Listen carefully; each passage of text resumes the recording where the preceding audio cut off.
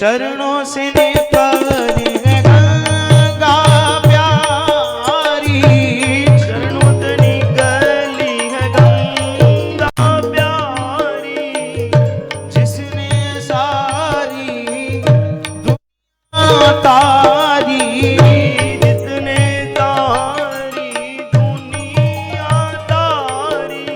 उन चरणों के मैं दर्शन पाऊं, जीवा के बिहारी तेरी आरती गाऊं, श्री रमण बिहारी तेरी आरती गाऊं। श्री रमण बिहारी तेरी आरती गाऊं।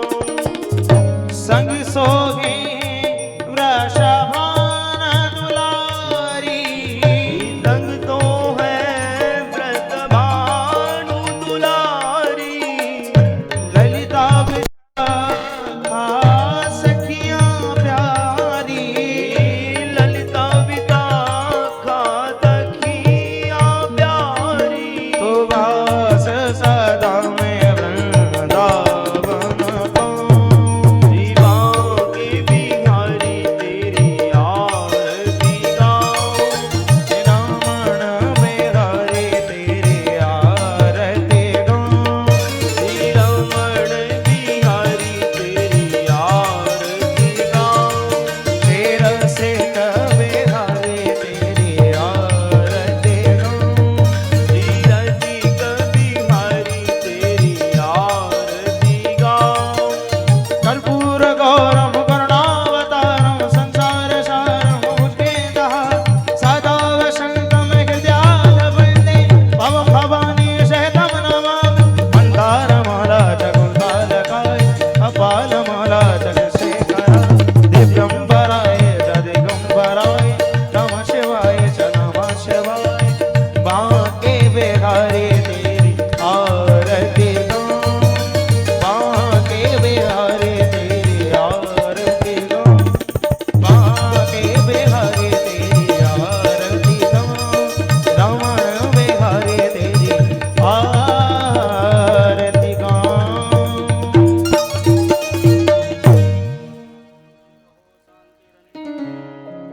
पृथ्वी शान्तिरापः शान्तिरोषधयः शान्तिः वनस्पतयः शान्तिर्विश्वे देवाः। हरिः ओम्। यज्ञेन यज्ञमयजन्त देवास्तानि धर्माणि प्रथमान्यासन्नातेह नाकं महिमानः सचन्त्र यत्र पूर्वे श्राद्धाः सन्ति देवाः। हरिः ओम्।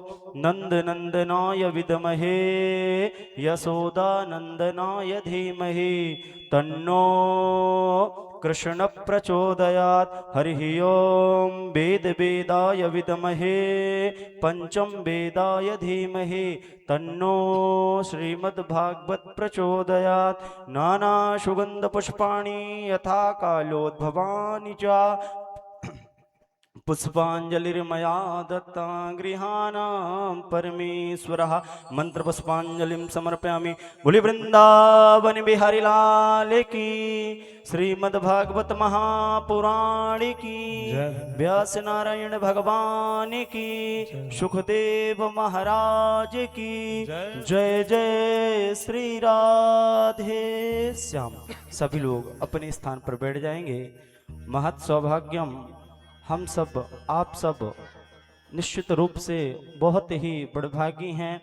आज हम आप सबको बता दें कि विगत 29 अप्रैल से चल रही ये श्रीमद् भागवत ज्ञान यज्ञ कथा का आज सप्तम दिवस की मध्याह्नकालीन बेला में हम सब आप सब बैठे हुए हैं।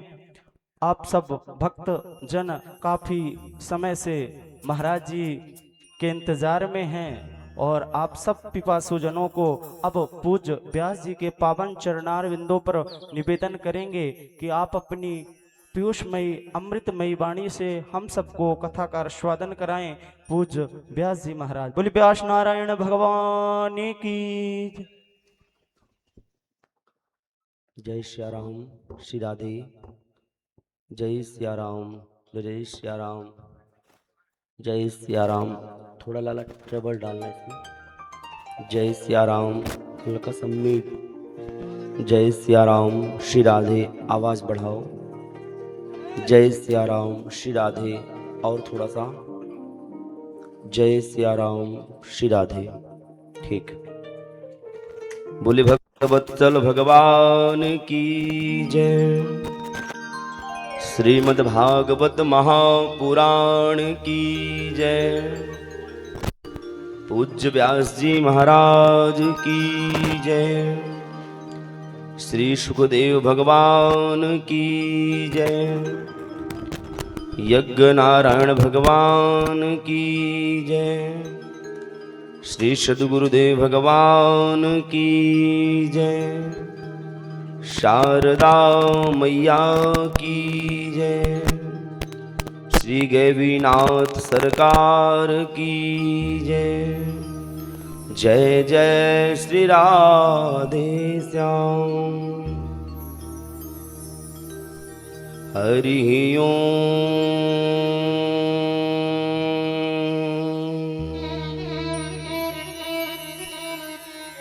नमः परमहंसाय स्वादित चरण कमल चिन्मकरंदाय भक्त जनमानस निवासाय श्री रामचंद्राय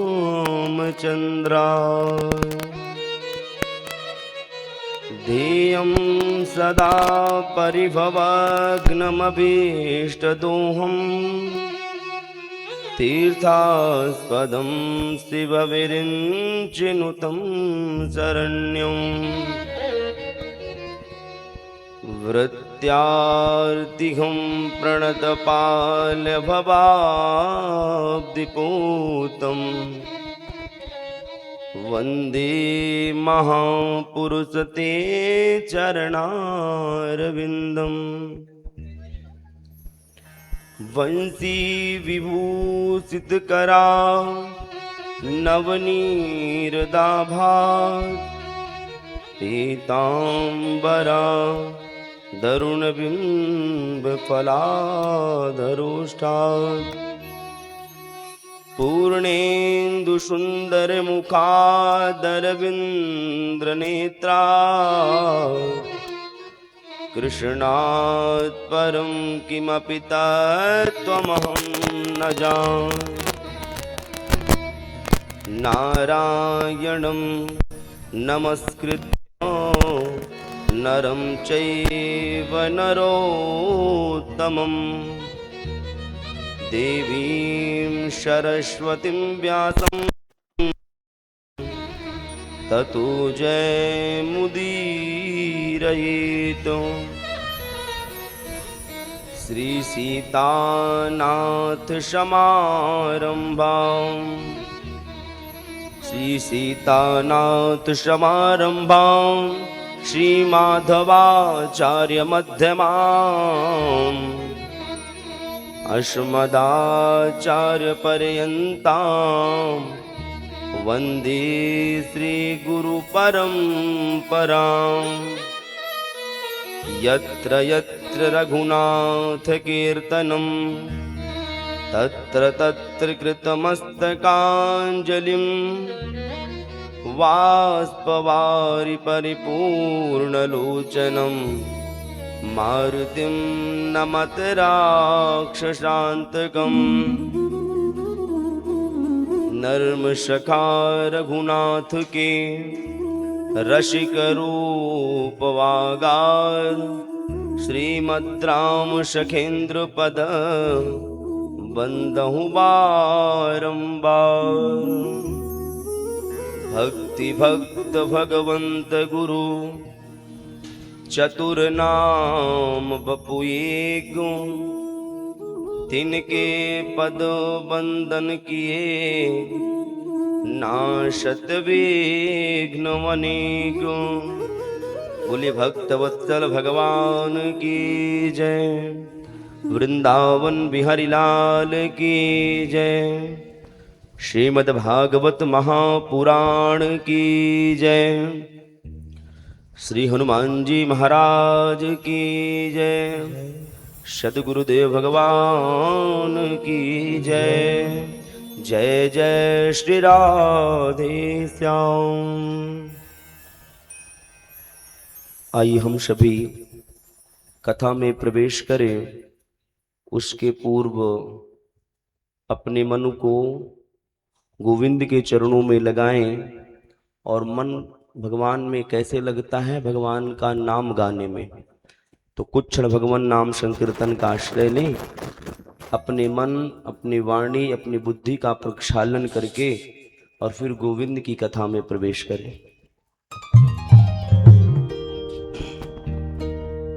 सभी लोग गाइएगा।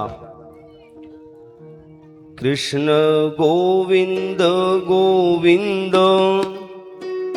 गोपाल नंद लाल। कृष्ण गोविंद गोविंद गोपाल नंद लाल। कृष्ण गोविंद गोविंद गोपाल नंद लाल। कृष्ण गोविंद गोविंद हे गोपाल नंदलाल। कृष्ण गोविंद गोविंद गोपाल नंद लाल। कृष्ण गोविंद गोविंद गोपाल नंद लाल। कृष्ण गोविंद गोविंद गोपाल नंदलाल। कृष्ण गोविंद गोविंद गोपाल नंदलाल। जय हो।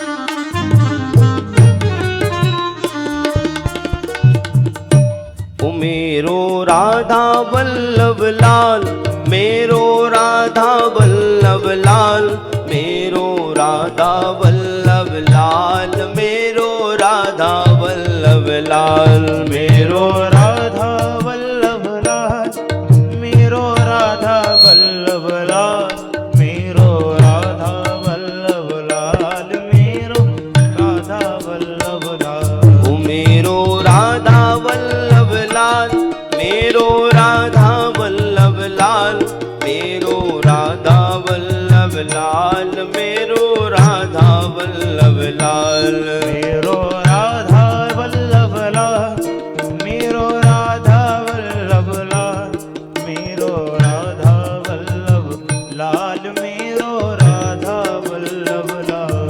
कृष्ण गोविंद गोविंद गोपाल नंद लाल, कृष्ण गोविंद गोविंद गोपाल नंद लाल, कृष्ण गोविंद गोविंद गोपाल नंद लाल, कृष्ण गोविंद गोविंद गोपाल नंद लाल। जय हो।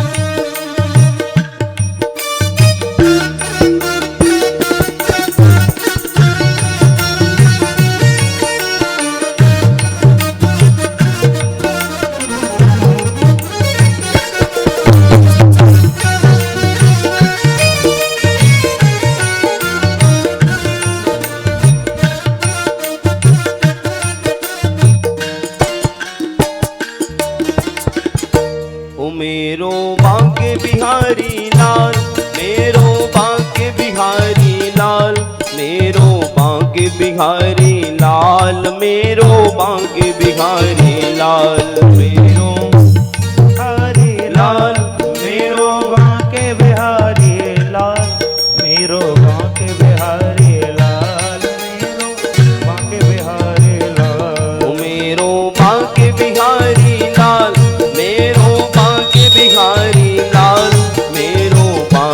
बिहारी लाल मेरो बांके बिहारी लाल मेरो बांके बिहारी लाल मेरो बांके बिहारी लाल मेरो बांके बिहारी लाल मेरो बांके बिहारी लाल कृष्ण गोविंद गोविंद गोपाल नंद लाल कृष्ण गोविंद गोविंद गोपाल नंद लाल कृष्ण गोविंद गोविंद गोपाल नंदलाल कृष्ण गोविंद गोविंद गोपाल नंदलाल कृष्ण गोविंद गोविंद गोपाल नंद लाल कृष्ण गोविंद गोविंद गोपाल नंद लाल कृष्ण गोविंद गोविंद गोपाल नंदलाल कृष्ण गोविंद गोविंद गोपाल नंदलाल कृष्ण गोविंद गोविंद गोपाल नंद लाल कृष्ण गोविंद गोविंद गोपाल नंद लाल कृष्ण गोविंद गोविंद गोपाल नंदलाल कृष्ण गोविंद गोविंद गोपाल नंदलाल गोविंद गोविंद गोपाल नंद लाल कृष्ण गोविंद गोविंद गोपाल नंद लाल कृष्ण गोविंद गोविंद गोपाल नंदलाल कृष्ण गोविंद गोविंद गोपाल नंद लाल कृष्ण गोविंद गोविंद गोपाल नंद लाल कृष्ण गोविंद गोविंद गोपाल नंदलाल बोले राधा रमण लाल की जय सदगुरुदेव भगवान की जय शारदा मैया की जय हनुमान जी महाराज की जय द्वारकायाम भूत राजन महामोदापुरौकशां रुक्मण्यारमयोपेतं दृष्ट्वा कृष्णं श्रियापतिम् परम मंगलमय परात्पर अखिलेश्वर अकारण करुणा वरुणालय भक्त वांछा कल्पतरु तड़ित विनिंदित पीतांबरधारी बाल कृष्ण लाल की वांगमय प्रीति स्वरूपा श्रीमद् भागवत महापुराण को कोटिशः प्रणाम वंदन। प्रातः स्मरणीय पूज्यपाद सदगुरुदेव भगवान के चरणों में कोटिशः प्रणाम वंदन। अनंत बलवंत हनुमंत लाल की भावमयी उपस्थिति में विराजमान होकर के एवं गैवीनाथ सरकार की पावन सानिध्यता में हम आप सभी सप्ताह ज्ञान गंगा के विश्राम दिवस की पावन बेला में एकत्रित एकीभूत समुपस्थित हैं। कथा के मुख्य यजमान आदरणीय श्री अंबिका प्रसाद तिवारी जी, आपकी धर्मपत्नी श्रीमती मीता देवी जी, आपकी पुत्र वधू आदरणीय पुत्र वधू श्रीमती उमा देवी, स्वर्गीय श्री अरुण कुमार तिवारी जी, कथा की मुख्य व्यवस्था के रूप में ज्येष्ठ पुत्र चिरंजीव आदरणीय श्री अयोध्या प्रसाद तिवारी जी एवं समस्त तिवारी परिवार के द्वारा आयोजित वैदिक वांग्मय का सर्वोच्च सदग्रंथ श्रीमद् भागवत महापुराण सप्ताह ज्ञान गंगा में हम आप सभी विराजमान हैं। परम सौभाग्य हम आप सबका इस कलिकाल में देव दुर्लभ कथा हम आप सबको प्राप्त हो रही है। आज कथा का विश्राम दिवस है। भगवान की कल सुंदर हम सभी ने लीलाओं को सुना, कथा का आनंद प्राप्त किया और कल की कथा के विश्राम से पूर्व हम सभी ने रुक्मणी कृष्ण भगवान का विवाह उत्सव मनाया।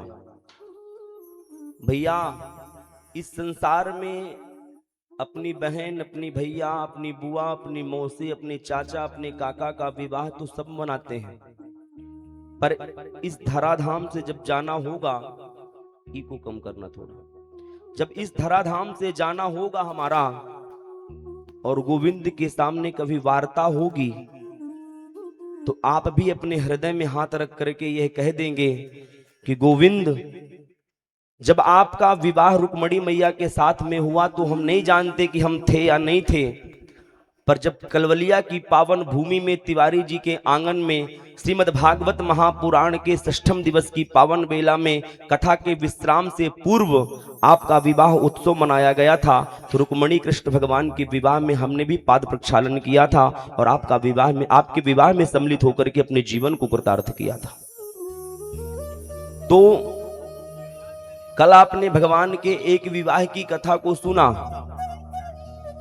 भगवान के कितने विवाह हुए? 16,108। अभी कितने विवाह बाकी हैं? 16,107। भगवान का विवाह हुआ रुक्मणी मैया के साथ। समय व्यतीत हुआ, एक पुत्र का जन्म हुआ जिनका नाम था प्रद्युम्न।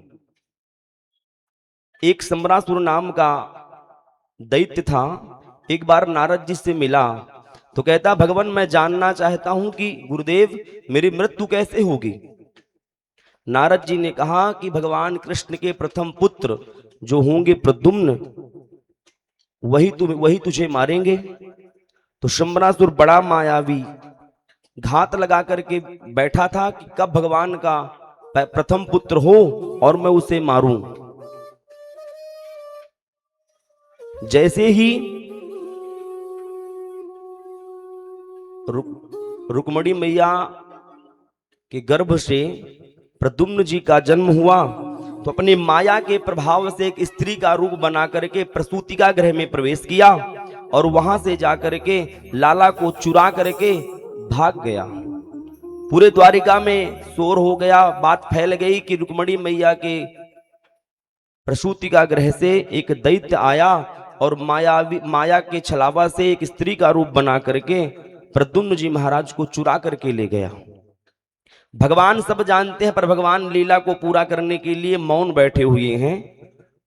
और शंबरासुर आकाश मार्ग से जा रहा था, समुद्र के ऊपर से विचार किया कि छोटे से बालक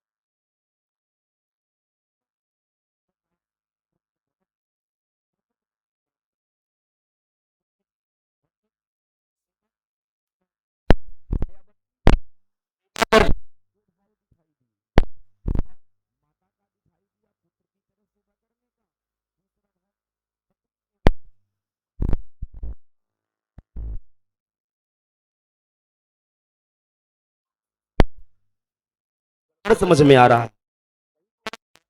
मेरी सेवा करती हो, कहीं कहीं ऐसा लगता है जैसे आप पति के रूप में मेरी सेवा करती हैं। मातृभावमतिक्रम्य वर्तसे कामनीय था। तो रति कहती है, मायावती कहती है, भगवान आप कोई साधारण से बालक नहीं है, द्वारिकाधीश के प्रथम पुत्र श्री कृष्ण हैं। सारी बात बताई। भवान नारायण सुधा शंबरेण हृतो गृहात् अहम ते धिकृता पत्नी रति कामो भवान प्रभु। भगवान आपका जन्म हुआ दुष्ट सम्रासुर, जो इस राज्य का राजा है, आपको प्रसूतिका गृह से चुरा करके लाया और मुझे सौंप दिया। मारने का प्रयास किया। मुझे नारद जी ने बताया कि आप तो भगवान कृष्ण के प्रथम पुत्र हैं और मैं आपकी पत्नी हूं, इसलिए मैं आपकी पति के रूप में ही आपका दर्शन करती हूं। प्रद्युम्न जी महाराज को बड़ा क्रोध आया और तुरंत निकल गए, शंबरासुर से युद्ध किया, शंबरासुर को मारा और अपनी पत्नी को लेकर के, रति को लेकर के पहुंच गए द्वारिका। और जैसे ही द्वारिका पहुंचे तो 16,108 प्रासाद बने हुए थे, महल बने हुए थे। अपने अपने महलों में रानियां सब बैठी हुई थी। और जैसे ही प्रद्युम्न जी पहुंचे तो सारी रानियां अपने अपने महल में चली गईं। क्यों? क्योंकि प्रद्युम्न जी रुक्मणी मैया के पुत्र हैं और रुक्मणी मैया के द्वारा उत्पन्न है। भगवान कृष्ण की तरह ही प्रद्युम्न जी लगते हैं, वैसा ही स्वरूप। तो मानो सारी रानियों को लगा कि हमारे प्राणाधार भगवान कृष्ण आ गए हैं, तो अपने अपने महल के अंदर चली गईं। पर रुक्मणी मैया को लगा कि अरे ये तो मेरे पुत्र की तरह लग रहा है। रुक्मणी मैया बैठी रहीं और जैसे प्रद्युम्न जी समीप आए तो रुक्मणी मैया ने अपने अंक में भर लिया, अरे पुत्र, मैं जानती थी कि मेरा पुत्र जरूर आएगा। प्रद्युम्न जी महाराज ने प्रणाम किया मां को और बहुत दिनों बाद जब अपने पुत्र को देखा तो रुक्मणी मैया के आंचल से दुग्ध गिरने लगा और खूब वात्सल्य किया। भगवान कृष्ण ने सुना कि रुक्मणी पुत्र पुत्र किसे कह रही है। अरे देवी, किसे पुत्र अपना बना रही हो आप? तो रुक्मणी मैया ने सारी बात बताई। भगवान सब जानते हैं, पर भगवान यह भी जानते हैं कि समाज के लोग कुछ भी कह सकते हैं और बड़े लोगों का पुत्र बनना तो सभी कोई चाहते हैं। भगवान ने कहा, प्रद्युम्न जी आप हमारे पुत्र हैं, क्या प्रमाण है? तो प्रद्युम्न जी विचार करने लग गए। इतने में नारद जी आए।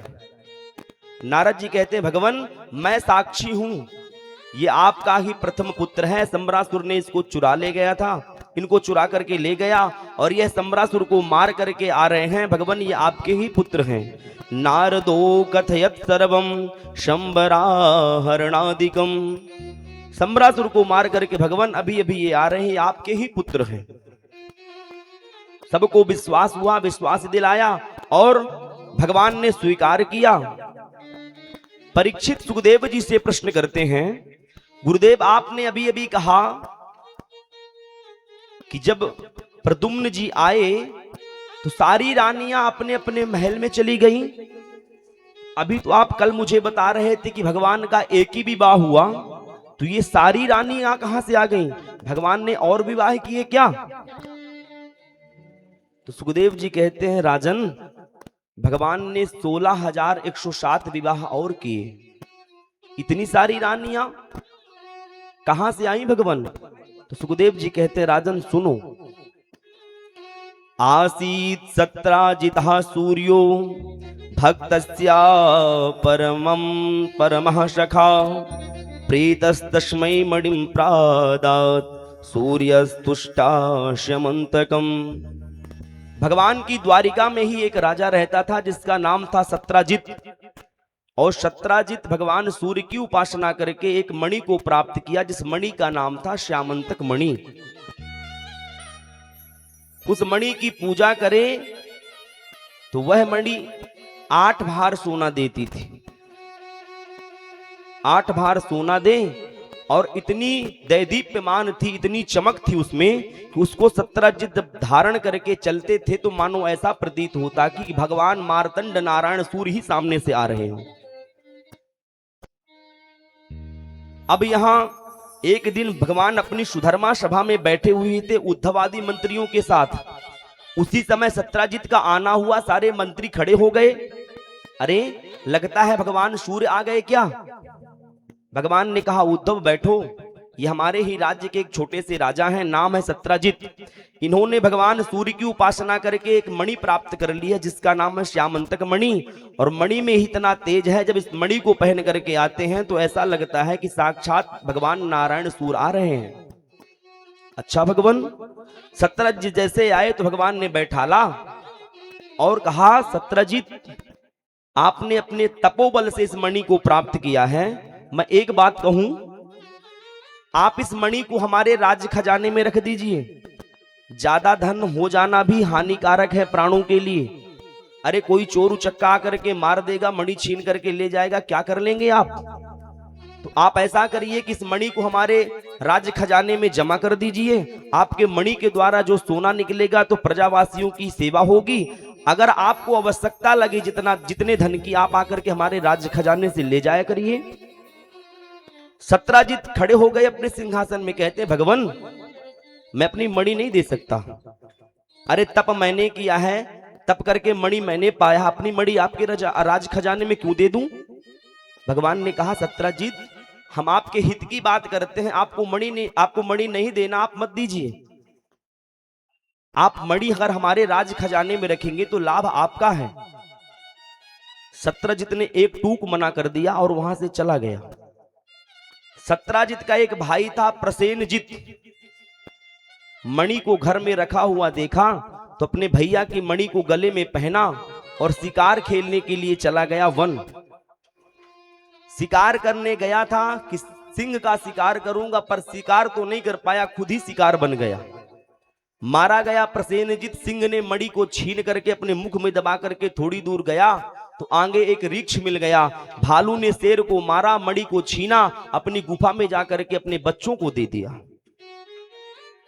अब 2-3 दिन बीत गए। सत्यजित अपने पत्नी से कहता है कि अरे मुझे लगता है कि मेरे भाई को द्वारिकाधीश ने मार दिया और मणि को छीन लिया। अरे एक दिन मेरे से सभा के बीच में मणि मांगने के लिए कह रहे थे, लेने के लिए, मैंने एक टूक मना कर दिया। भाई का भी पता नहीं चल रहा, मणि तो गई ही। और देवी सुनो, मैं ये बात तुमसे कह रहा हूं, पर ये बड़े लोग हैं, बड़े लोगों की बात जब की जाती है तो प्रमाण होना चाहिए। तो हमारे पास ऐसा कोई प्रमाण नहीं है कि ये भगवान द्वारिकाधीश ने ही किया है, ये मेरे मन की बात है, वो मैं तुमसे कह रहा हूं, पर तुम किसी से कहना मत। और भैया देवियों से ये बात कह दी जाए, माताओं से कोई बात कह करके कि ये बात किसी से कहना मत, तो माताएं जब तक 2-4 लोगों से कहना दे तब तक उनका भोजन पचने वाला नहीं है। 2-3 दिन ऐसा हुआ और वह सत्यजित की पत्नी बाहर आई तो पड़ोसन ने पूछा, बहन तू बीमार है क्या? अरे क्या हुआ? तो सत्यजित की पत्नी कहती है कि देवी क्या बताऊं, बताना तो नहीं चाहती, पर सुन मैं तेरे से एक बात बताती हूं, तू किसी से कहना मत।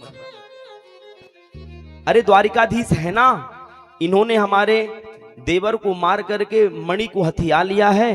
अब ये बड़े राजा हैं, पहले ही चोरी की आदत थी, माखन चोरी करते थे, चोर नाम ही पड़ा है इनका, और आज देखो तो मणि भी चुराने लग गए। और सत्यजित की पत्नी ने कहा, देवी मैं तुमसे कह रही हूं, तू किसी से मत कहना।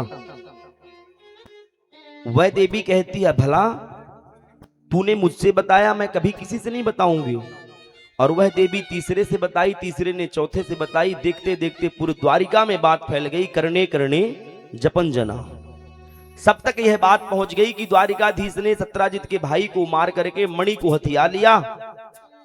भगवान तक जब यह बात पहुंची तो भगवान ने कहा, अरे हमने तो कुछ किया भी नहीं, ये झूठा कलंक कैसे लग गया?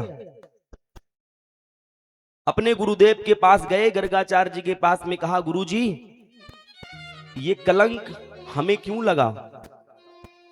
तो सत्यजित की मणि का कलंक जो लगा था, तो गर्गाचार्य जी ने कहा, भगवान आपने भाद्र शुक्ल पक्ष के चतुर्थ का चंद्रमा का दर्शन कर लिया है, इसके लिए आपको कलंक लग गया। अच्छा, भगवान कहते हैं गुरुदेव मैंने अपराध नहीं किया, ये कलंक झूठा है, जब तक मैं कलंक को मिटा नहीं दूंगा तब तक मैं शांत रहने वाला नहीं। भगवान ने अपनी सेना को लिया और जंगल की ओर निकल पड़े। जाकर के देखा कि वन में प्रसेनजित मरा पड़ा है। तलाशी ली गई तो मणि तो मिली नहीं। आगे गए तो एक सिंह मरा पड़ा हुआ है, शेर मरा पड़ा है। और शेर के आगे क्या देखते हैं कि एक वृक्ष के पग चिन्ह दिखाई देते हैं। उन पग चिन्हों के पीछे पीछे भगवान जाते हैं, एक गुफा में प्रवेश किए। अपने सैनिकों से कहा कि 15 दिन मैं ना आऊं तो आप लोग चले जाइएगा। भगवान गए तो उस वृक्ष की पुत्री मणि के साथ खेल रही थी। भगवान ने जैसे ही मणि को लेना चाहा तो जोर जोर से चिल्लाने लगी और वह वृक्ष आया। भगवान खड़े हुए थे तो कुछ देखा नहीं, एक मुष्टिका का प्रहार किया। ये कोई और वृक्ष नहीं है, जामवंत जी हैं। एक मुष्टिका का प्रहार किया। भगवान ने देखा कि बिना बताए एक मुष्टिका का प्रहार, तो भगवान ने 2 मुक्का दिए, सामने वाले ने 4, भगवान ने 8 और मुक्केबाजी शुरू हो गई। भीषण युद्ध हुआ। 27 दिनों तक युद्ध चलता रहा। 28वें दिन भगवान ने जामवंत जी को पकड़ करके जकड़ करके भूमि में पटका और वक्षस्थल में बैठ करके ज्यों ही मुष्टिका बना करके मारने के लिए उद्यत हुए, उसी समय जामवंत जी ने देखा कि अरे इनके गले में कौस्तुभ मणि है, बैजंती की माला है, स्कंद में पीतांबर है, श्याम वर्ण है और हृदय में इनके छाती पर भृगु ऋषि के चरण चिन्ह बने हुए हैं। ये तो मेरे नारायण हैं। प्रणाम किया। जाने त्वाम सर्वभूतानां प्राणाउजा सहोबलम विष्णुं पुराण पुरुषम प्रभ विष्णु मधीश्वरम। भगवान आपके चरणों में मुझदास जामवंत का प्रणाम। आप यहां कैसे? जामवंत जी ने ये कहा। भगवान कहते अरे जामवंत जी आप, अरे इस मणि के चक्कर में सब कुछ हो गया। सत्यजित नाम का एक राजा है, उसके भाई को किसी ने मार दिया और ये मणि आपके पास है। मैं मणि का पीछा करते हुए आया, यहां आपसे युद्ध हुआ। ये जामवंत जी वह हैं, सतयुग में भी थे, त्रेता में भी थे और द्वापर में भी हैं। बड़ी लंबी आयु है इनकी। भगवान के साथ में युद्ध किया। पूर्व में इन्होंने वचन मांगा था, भगवान ने इनके वचन को पूरा किया। और ये कहते हैं कि जामवंत जी मणि लेने आए हैं, मणि को लिए बिना नहीं जाएंगे। तो जामवंत जी कहते हैं भगवान मणि आप ले लीजिए, मणि देने के लिए मैं मना नहीं कर रहा, पर हमारे यहाँ का एक धर्म है, बिटिया को जो धन दे दिया जाता है वो लिया नहीं जाता। मैंने ये मणि अपनी बेटी को दे दिया है। अगर आप यह मणि लेना चाहते हैं तो आप मेरी बिटिया से विवाह कर लीजिए। भगवान ने कहा अरे ना जाने ये मणि के चक्कर में क्या क्या करना पड़ेगा। भगवान ने कहा ठीक है, और भगवान जामवती से विवाह कर लेते हैं। जंगल में मंगल हुआ, भगवान का दूसरा विवाह हो गया जामवती के साथ। बड़े ध्यान पूर्वक कथा सुनिएगा। 16,108 विवाह होंगे। मैं किसी से भी पूछ सकता हूं कि 15,999 वाला विवाह कौन सा था, तो ध्यान से सुनेंगे तभी पता चलेगा। दूसरा विवाह हुआ। भगवान ने कहा बताइए जामवती भालू की बिटिया है तो कैसा स्वरूप रहा होगा वह उसका? भालू की तरह 4 पैर से चलती। भगवान ने कहा सुनो देवी, अब तुम मेरी पत्नी बन गई हो, मैं जैसा कहूं वैसा करना। जामवती कहती भगवान जैसा आप कहेंगे। तो भगवान ने कहा 2 पैरों से चल सकती हो? तो जामवती कहती कि थोड़ा प्रयास कर लूंगी भगवान, वैसे चला तो नहीं जाएगा पर थोड़ा बहुत चल लूंगी। तो भगवान कहते अभी 4 पैरों से चलो, जब द्वारिका पहुंच जाओगी मैं तुम्हें इशारा करूंगा तो 2 पैरों से चल करके और रुक्मणी मैया के महल में तुम प्रवेश कर जाना, द्वार बंद कर लेना। जब मैं बोलूंगा बाहर आओ तब बाहर आ जाना। जामवती ने कहा भगवान ठीक है। भगवान आज कई दिनों बाद बाहर अपने द्वारिका आए। रुक्मणी मैया बहुत दिनों से इंतजार कर रही थी। जैसे ही भगवान को देखा दौड़ करके नीचे आई अपने महल से, भगवान की आरती की, पूजन किया। भगवान कहाँ चले गए थे आप? भगवान कहते हैं कि ये देवी कुछ राजपाट के कार्य से बाहर जाना पड़ा था, इसलिए चला गया था। रुक्मणी मैया पूजन करने के बाद में पूछती है भगवान एक बात पूछूं? जब आप महल में प्रवेश कर रहे थे तो मैंने देखा था कि आपके साथ एक कोई स्त्री थी, चूनर ओढ़ करके आपके संग आ रही थी। रुक्मणी मैया ने जब पूछा, भगवान से कहती हैं कि क्या भगवान आपने दूसरा विवाह कर लिया क्या? भगवान कहते हाँ देवी मैंने दूसरा विवाह कर लिया। अच्छा भगवान कोई बात नहीं, मैं उसको अपनी बहन की तरह रखूंगा, आप बताइए तो सही, मिलवाइए तो मैं देखूं तो कितनी सुंदर है। तो भगवान कहते हैं देवी वो तुमसे नहीं मिलेगी। रुक्मणी मैया को लगा कि मेरे से नहीं मिलेगी, क्यों भगवान? तो भगवान कृष्ण कहते हैं कि देवी जिसके साथ हम अभी विवाह करके आया हूं वो बहुत सुंदर है, नाम है जामवती, और देखने में इतनी सुंदर है, उसकी बड़ी बड़ी आंखें, बड़े बड़े बाल, और सच कह रहे हैं भगवान, अरे भालू के तो बड़े बड़े ही बाल होते हैं। भगवान कहते हैं बहुत बड़े बड़े बाल हैं, बड़ी सुंदर लगती है, उसकी बड़ी सुंदर सुंदर आंखें हैं, लंबे लंबे नाखून। अरे देख करके तो मुझे नहीं लगता इस पूरे द्वारिका में उससे ज्यादा सुंदर कोई होगा, और इतनी सुंदर है कि वो किसी से मिलेगी नहीं। रुक्मणी मैया को बड़ा बुरा लगा। रुक्मणी कहती सुनिए भगवान, वो कितनी भी सुंदर हो पर मेरे से ज्यादा सुंदर नहीं हो सकती, मेरे बराबर ही रहेगी। और इतना रुक्मणी मैया ने कहा तो भगवान कहते जामवती द्वार खोलो, आ जाओ बाहर। और रुक्मणी मैया का आशीर्वाद लगा तो जामवती जो भालू की बिटिया थी, भालू की तरह दिखती थी, रुक्मणी मैया के वचनों के प्रभाव से वो रुक्मणी मैया की तरह सुंदर हो गई। और जैसे कपाट खोले और वह जामवती बाहर आई तो रुक्मणी मैया ने देखा तो देखती ही रह गई, और भगवान की तरफ देख करके कहती भगवान आप सच कह रहे थे, अरे ये तो बहुत सुंदर है। तो दूसरा विवाह भगवान का हो गया जामवती के साथ। पहला किसके साथ हुआ था? रुक्मणी मैया के साथ, दूसरा जामवती। अब मणि को ला करके भगवान ने सत्राजित को दिया। सत्राजित पहले विवाह करना चाहता था एक सत्यधनवा नाम का व्यक्ति था, अपनी बिटिया का विवाह करना चाह सत्यभामा का सत्यधनवा के साथ। पर जब मणि की चोरी लग गई भगवान ने मणि को ला करके वापस कर दिया। सारे प्रजावासी उस सत्राजित को डांटने लग गए, जहां से निकलता वहां उसको गाली मिलती तो भगवान के सामने आकर के रोने लग गया, भगवान कृपा करिए मुझे कोई जीने नहीं देगा, मैंने ऐसा कलंक लगा दिया आपके ऊपर, और मणि आपने नहीं चुराई थी, प्रजावासी मुझे इतनी गालियां सुना रहे हैं, मैं जी नहीं पाऊंगा।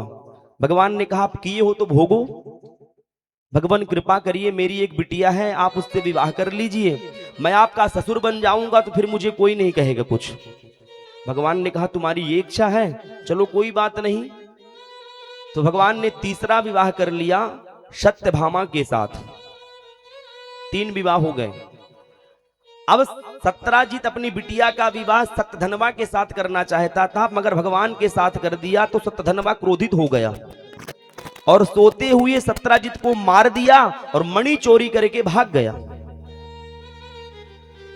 सत्राजित मारा गया, भगवान को पता चला। सत्यभामा ने भगवान से कहा भगवान मेरे पिता की मृत्यु हो गई है, कुछ करिए। तो भगवान ने अपनी नारायणी सेना को लगा दिया कि कोई द्वारिका से भागने ना पावे, मेरे ससुर को जिसने भी मारा है उसे छोड़ा नहीं जाएगा। सत्यधनवा के पीछे नारायणी सेना लगी, डरते हुए गया अक्रूर जी के पास। अक्रूर जी से सारी बात बताई, मणि को चरणों में रख दिया, भगवान अपराध हो गया मुझे बचा लीजिए, श्री कृष्ण मुझे छोड़ेंगे नहीं। अक्रूर जी कहते सुनो तुम्हारी रक्षा कोई नहीं कर सकता, मणि को रखो और जाओ, मणि को मैं सौंप दूंगा। पर जब मणि का प्रभाव देखा कि 8 भार सोना देती है, मोह आ गया, अरे इससे तो मैं माला माल हो जाऊंगा, भगवान यहां ढूंढ रहे हैं सत्राजित को, और अक्रूर जी अपने पास मणि रख करके मणि से सुंदर सोना इत्यादि निकाल रहे हैं। एक दिन यह सत्यधन्मा पकड़ा गया, भगवान ने उसे मारा। मारने के बाद में तलाशी ली, तलाशी जैसे ही ली तो मणि नहीं मिली। साथ में बलदाऊ दादा थे। बलदाऊ दादा ने कहा, क्यों कन्हैया मणि मिली? भगवान कृष्ण कहते हैं, दाऊ दयाल मणि तो नहीं है। बलदाऊ दादा के भी मन में यह विचार आ गया कि लगता है कन्हैया मणि रख लिया, मेरे से झूठ बोल रहा है। अरे जब मणि को इसने चुराया था तो मणि गई कहां? कन्हैया तुम मुझसे झूठ बोल रहा है। मनी मन ऐसा विचार किए बलदाऊ दादा, और क्रोध में आकर के चले गए मिथिला। महल में आए कन्हैया, सत्यभामा ने पूछा तो भगवान ने कहा कि मणि मुझे भी नहीं मिली, दुष्ट को तो मैंने मार दिया पर मणि नहीं मिली। सत्यभामा के भी मन में ये आ गया कि कन्हैया ने, मेरे स्वामी ने मणि को रख लिया पर दे नहीं रहे, बता नहीं रहे। ये भी नाराज होगी। भगवान को लगा, बताओ मेरे भैया नाराज हो गए, मेरी पत्नी नाराज हो गई, मणि गई तो गई कहां? इतने में अक्रूर जी आते हैं और कहते हैं, भगवान मैं तीर्थ यात्रा करने के लिए जाना चाहता हूं, आपका आदेश हो तो। भगवान कहते हैं, सुबह शीघ्रम, शुभ कार्य में कभी देरी नहीं करनी चाहिए, जाइए। और अक्रूर जी तीर्थ यात्रा की बहाना से पहुंच गए काशी, और काशी में मणि के प्रभाव से पैसे की कोई कमी नहीं, सोना इत्यादि प्राप्त हो रहा था, तो यज्ञ करने लग गए। खूब ब्राह्मणों को दान दिया, मोटी मोटी दक्षिणा मिलने लग गई ब्राह्मणों को। हर राज्य से ब्राह्मण जाने लग गए, द्वारिका से भी कुछ ब्राह्मण गए। और जब अक्रूर काका ने खूब उनको दान दिया तो आकर के बताए भगवान कृष्ण से कि भगवान अक्रूर जी काशी में हैं और खूब यज्ञ कर रहे हैं, ब्राह्मणों को खूब दान दे रहे हैं, सोना चांदी लुटा रहे हैं। भगवान को लगा, अरे हो ना हो, अक्रूर काका तो गए थे तीर्थ यात्रा के लिए, इतना सारा धन आया तो आया कहां से? सोना लुटा रहे हैं, मतलब मणि इनके पास है। भगवान पहुंचे और जैसे ही अक्रूर काका ने भगवान को देखा तो प्रणाम किया। भगवान ने पूछा, काका जी आप यहां कहां? सारी बात बताई। अक्रूर जी चरणों में गिर गए, भगवान अपराध क्षमा करिएगा, ये मणि को देख करके मेरे अंदर लोभ जागृत हो गया और ये अपराध बन गया, भगवान मणि आप लीजिए। भगवान कृष्ण कहते हैं, अरे अक्रूर काका आप ऐसा कर सकते हो? आपके कारण ना जाने मेरे भैया मेरे से नाराज होकर के चले गए, मेरे लिए क्या क्या विचार कर रहे हैं। अरे मेरी पत्नी सत्यभामा मुझसे नाराज है, आप पहले चलिए और सुधर्मा सभा में कहिए कि मणि को मैंने रखा था। अक्रूर काका को लेकर के आए और अक्रूर काका ने सुधर्मा सभा में स्वीकार किया कि ये सारा अपराध मेरा है। अक्रूर काका को भगवान ने क्षमा किया। और जब बलदाऊ दादा को पता चला कि भगवान कन्हैया ने ये मणि नहीं चोरी की, सत्यभामा को पता चला तो सब ने क्षमा मांगी। भगवान कहते, मैं पहले ही कह रहा था कि मणि मैंने नहीं ली। भगवान एक दिन अर्जुन के साथ में हस्तिनापुर गए और आकर के यमुना के पुलिन के किनारे किनारे विचरण कर रहे थे, और एक युवती बैठ करके यमुना में ही तप कर रही थी। भगवान की नजर पड़ी तो भगवान ने कहा कि पूछो अर्जुन, देवी कौन है और किसका तप कर रही है? वह देवी से अर्जुन ने पूछा, हे देवी कौन हो तुम? तो देवी कहती है, अहम देवस्य शवितुर्दुहिता पतिमिक्षति विष्णुं वरेण्यं वरदं तपा परमम स्थिता। अहम देवस्य सवितुर्दुहिता, मैं भगवान सूर्य की पुत्री हूं, मेरा नाम है कालिंदी, मैं यम की बहन हूं, यमी भी कहते हैं। और कहा किसके लिए तप कर रही हूं? तो कालिंदी कहती है, मैं भगवान कृष्ण को पति के रूप में पाना चाहती हूं। अर्जुन कहते हैं, भगवान आपको पाना चाहती है? भगवान ने कहा चलो तो फिर कह दो कि मनोरथ पूरा हुआ, भगवान कृष्ण आ गए हैं। अर्जुन ने पढ़े मंत्र और चौथा विवाह भगवान का हो गया कालिंदी के साथ, यमुना महारानी के साथ। एक उज्जैन के राजा थे, दो भाई बिंद और अरविंद, इनकी बहन थी मित्रविंदा। ये दोनों भाई दुर्योधन से अपनी बहन का विवाह करना चाहते थे, मगर जैसे ही स्वयंवर हुआ भगवान वहां पहुंचे, मित्रविंदा ने भगवान को देखा, प्रसन्न हो गई और वरमाला पहना दिया भगवान को। तो भगवान का 5वां विवाह हो गया मित्रविंदा के साथ। पहला किसके साथ हुआ? रुक्मणी के साथ। दूसरा किसके साथ? जामवती के साथ। तीसरा सत्यभामा के साथ। चौथा कालिंदी जमुना मैया के साथ। और 5वां हो गया मित्रविंदा के साथ। एक कौशल नरेश थे, अयोध्या के एक राजा थे, नाम था नग्नजित। उनकी बिटिया थी सत्या देवी।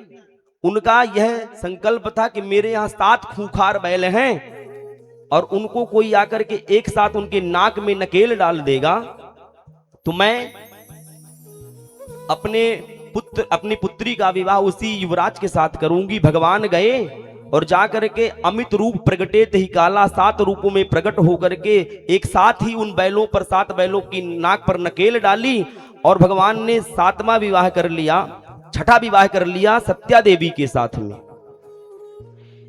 एक सुतकीर्ति नाम की मैया थी, भगवान को पुत्र के रूप में पाना चाहती थी। उनकी एक बिटिया थी भद्रा। भगवान से निवेदन किया तो भगवान ने उनकी बिटिया से विवाह किया। तो भगवान कहते हैं दामाद भी बेटे के जैसा होता है, मैं आपका पुत्र बन करके तो नहीं आ सकता मैया, पर आपकी बिटिया को स्वीकार कर लूंगा तो मैं आपका बेटा ही बन करके आऊंगा। तो भगवान का 7वां विवाह हुआ भद्रा देवी के साथ। एक 8वां विवाह भगवान ने किया लक्ष्मणा के साथ। तो भगवान के कितने मूल विवाह हुए? 8। और यही भगवान की अष्टपट रानियां कहलाई। अब कितने विवाह बाकी हैं? 16,100। तो एक भौमासुर नाम का एक दैत्य था, इसको नरकासुर भी कहा जाता था। भूमि का पुत्र था, इसलिए भौमासुर के नाम से जाना जाता था। ये छोटे मोटे राजाओं को मार करके उनकी बिटियों उनकी कन्याओं को बंदी बना लिया करता था। और इसका संकल्प था जब 21,000 रानियां हो जाएंगी तब मैं विवाह करूंगा। तो 16,100 रानियों को, राजकुमारियों को उसने बंदी बना रखा था।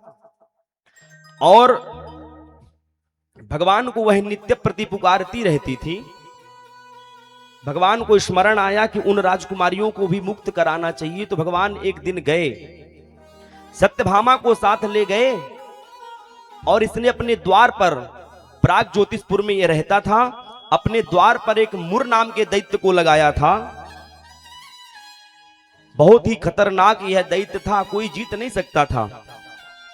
भगवान ने बाणों की वर्षा की और इस मुर नाम के दैत्य के मुख में बाण भर दिए और मारा गया वह मुर नाम का दैत्य। भगवान ने मुर को मारा तो भगवान का एक नाम पड़ गया मुरारी।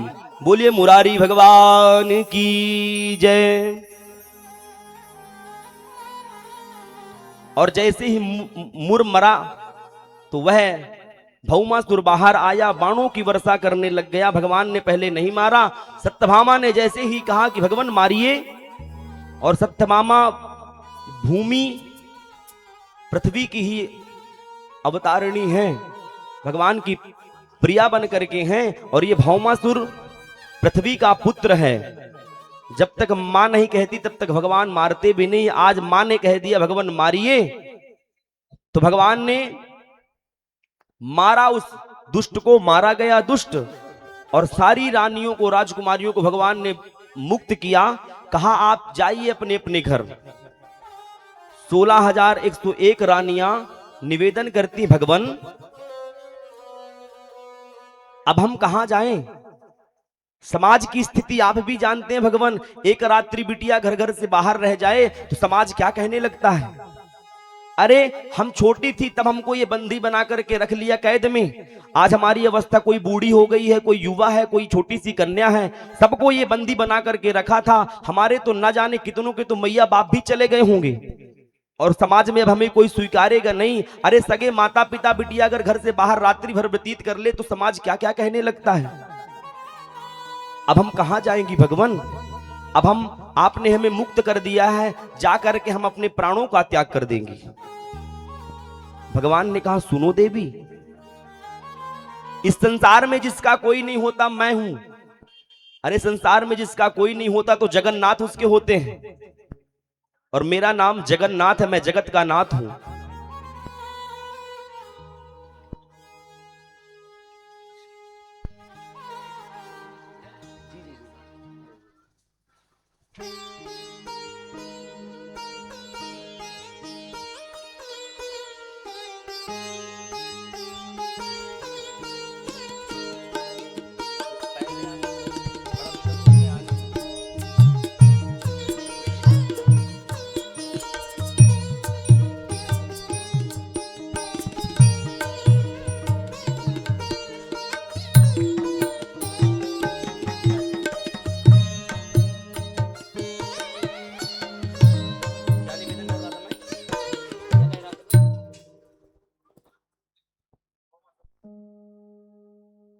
रानियां निवेदन करती हैं, भगवान अब हम इस आपने हमको मुक्त कर दिया, अब हम जाकर के अपने प्राणों का त्याग कर देंगे। भगवान कहते हैं देवी सुनो, मेरा नाम जगन्नाथ है और मैं जगत का नाथ हूं। अगर आपका कोई नहीं है, आप ये मान लिया है कि कोई नहीं है, तो मैं आपको स्वीकार करता हूं। क्या आप मेरी रानी बनना चाहेंगी? रानियों ने एक दूसरे का मुंह देखा और भगवान की तरफ हाथ जोड़ करके कहती, भगवान हम आपकी दासी की दासी की दासी बनना स्वीकार कर लेंगे। अरे ये तो हमारे जीवन का अहोभाग्य है कि हम आपकी रानी बन जाएं। भगवान हमारी तरफ से तो हाँ है, आप हमें स्वीकार कर लेंगे तो हम आपकी रानी बनना स्वीकार करते हैं। और मानो सारी रानियां 16,100 रानियां जो हैं वह सब हाथ जोड़ करके भगवान से निवेदन करती हैं और कह रही हैं क्या, ऐसा क्या काम किया हमने तेरा, जो मेरा हाथ तूने थाम लिया। ऐसा क्या काम किया हमने तेरा, जो मेरा हाथ तूने थाम।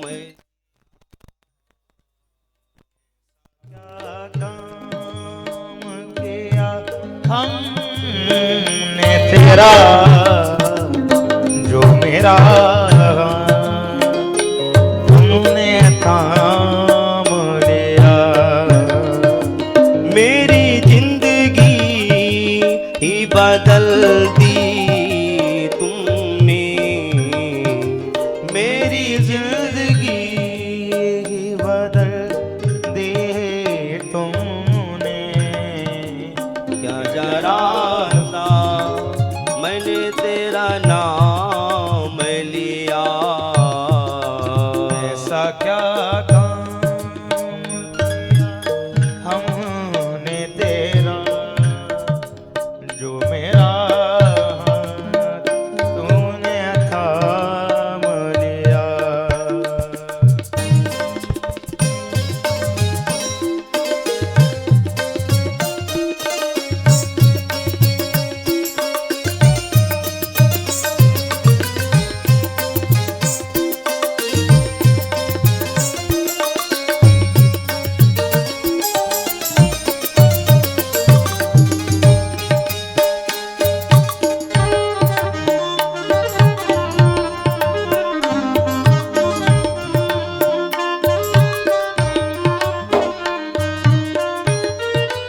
इस जमाने में मैं अकेला था, इस जमाने में मैं अकेला था।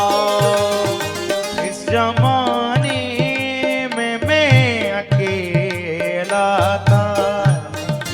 तेरी माया के रंग में खेला था। तेरी माया न सताए मुझको, तेरी माया न सताए उसको,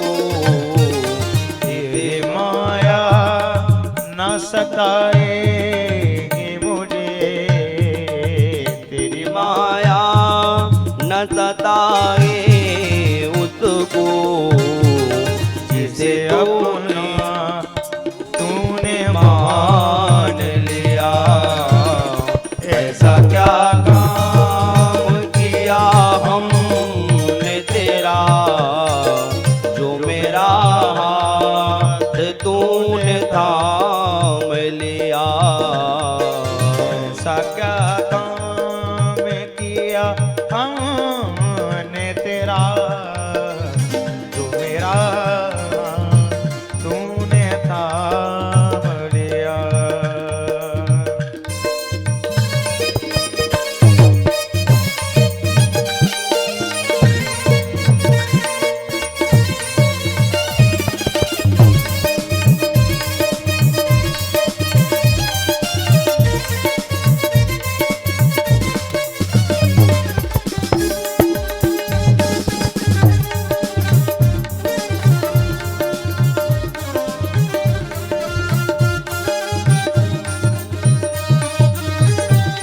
ओ दिन दुखियों का तू सहारा है, दीन दुखियों का तू सहारा है।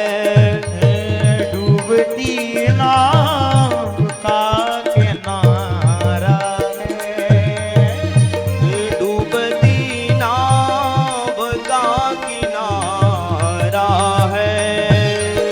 दीन दुखियों का तू सहारा है। दीन दुखियों का तू सहारा है। डूबती नाव का किनारा है, डूबती नाव का किनारा है। तेरी एक नजर जिस पे पड़ जाए, तेरी एक नजर जिसमें पड़ जाए, फिर कभी भी उसे रोने ना दिया। ऐसा क्या काम किया हमने तेरा, जो मेरा हाथ तूने थाम लिया। मेरी जिंदगी बदल दे तूने, मेरी जिंदगी बदल दी तूने। क्या जरा सा मैंने तेरा नाम लिया। ऐसा क्या काम किया हमने तेरा, जो मेरा हाथ तूने थाम लिया।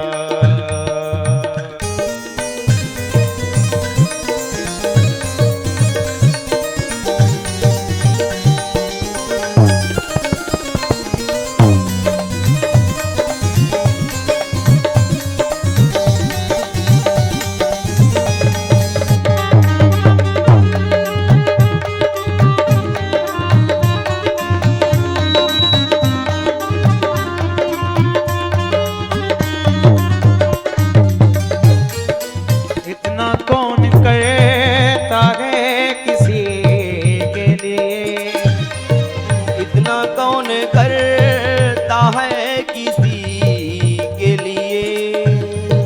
जैसा तूने कह दिया है मेरे लिए। जितना तूने कर दिया है मेरे लिए। ओ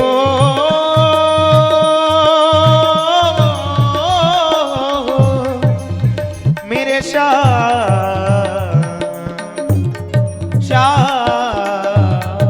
इतना कौन कहता है किसी के लिए, इतना कौन कर दिया है मेरे लिए। ओ जितना तूने कह दिया है मेरे लिए। मेरी हर खुशी, मेरी हर खुशी का इंतजाम किया। मेरे हर खुशी का इंतजाम किया। क्या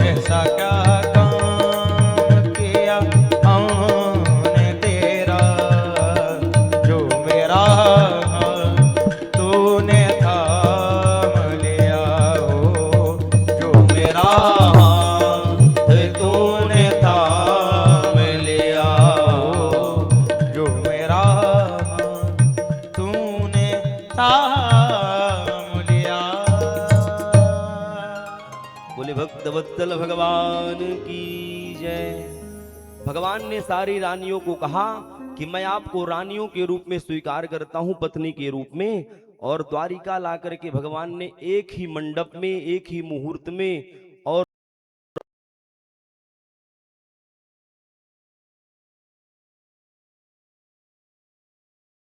के कितने विवाह हुए? 16,108।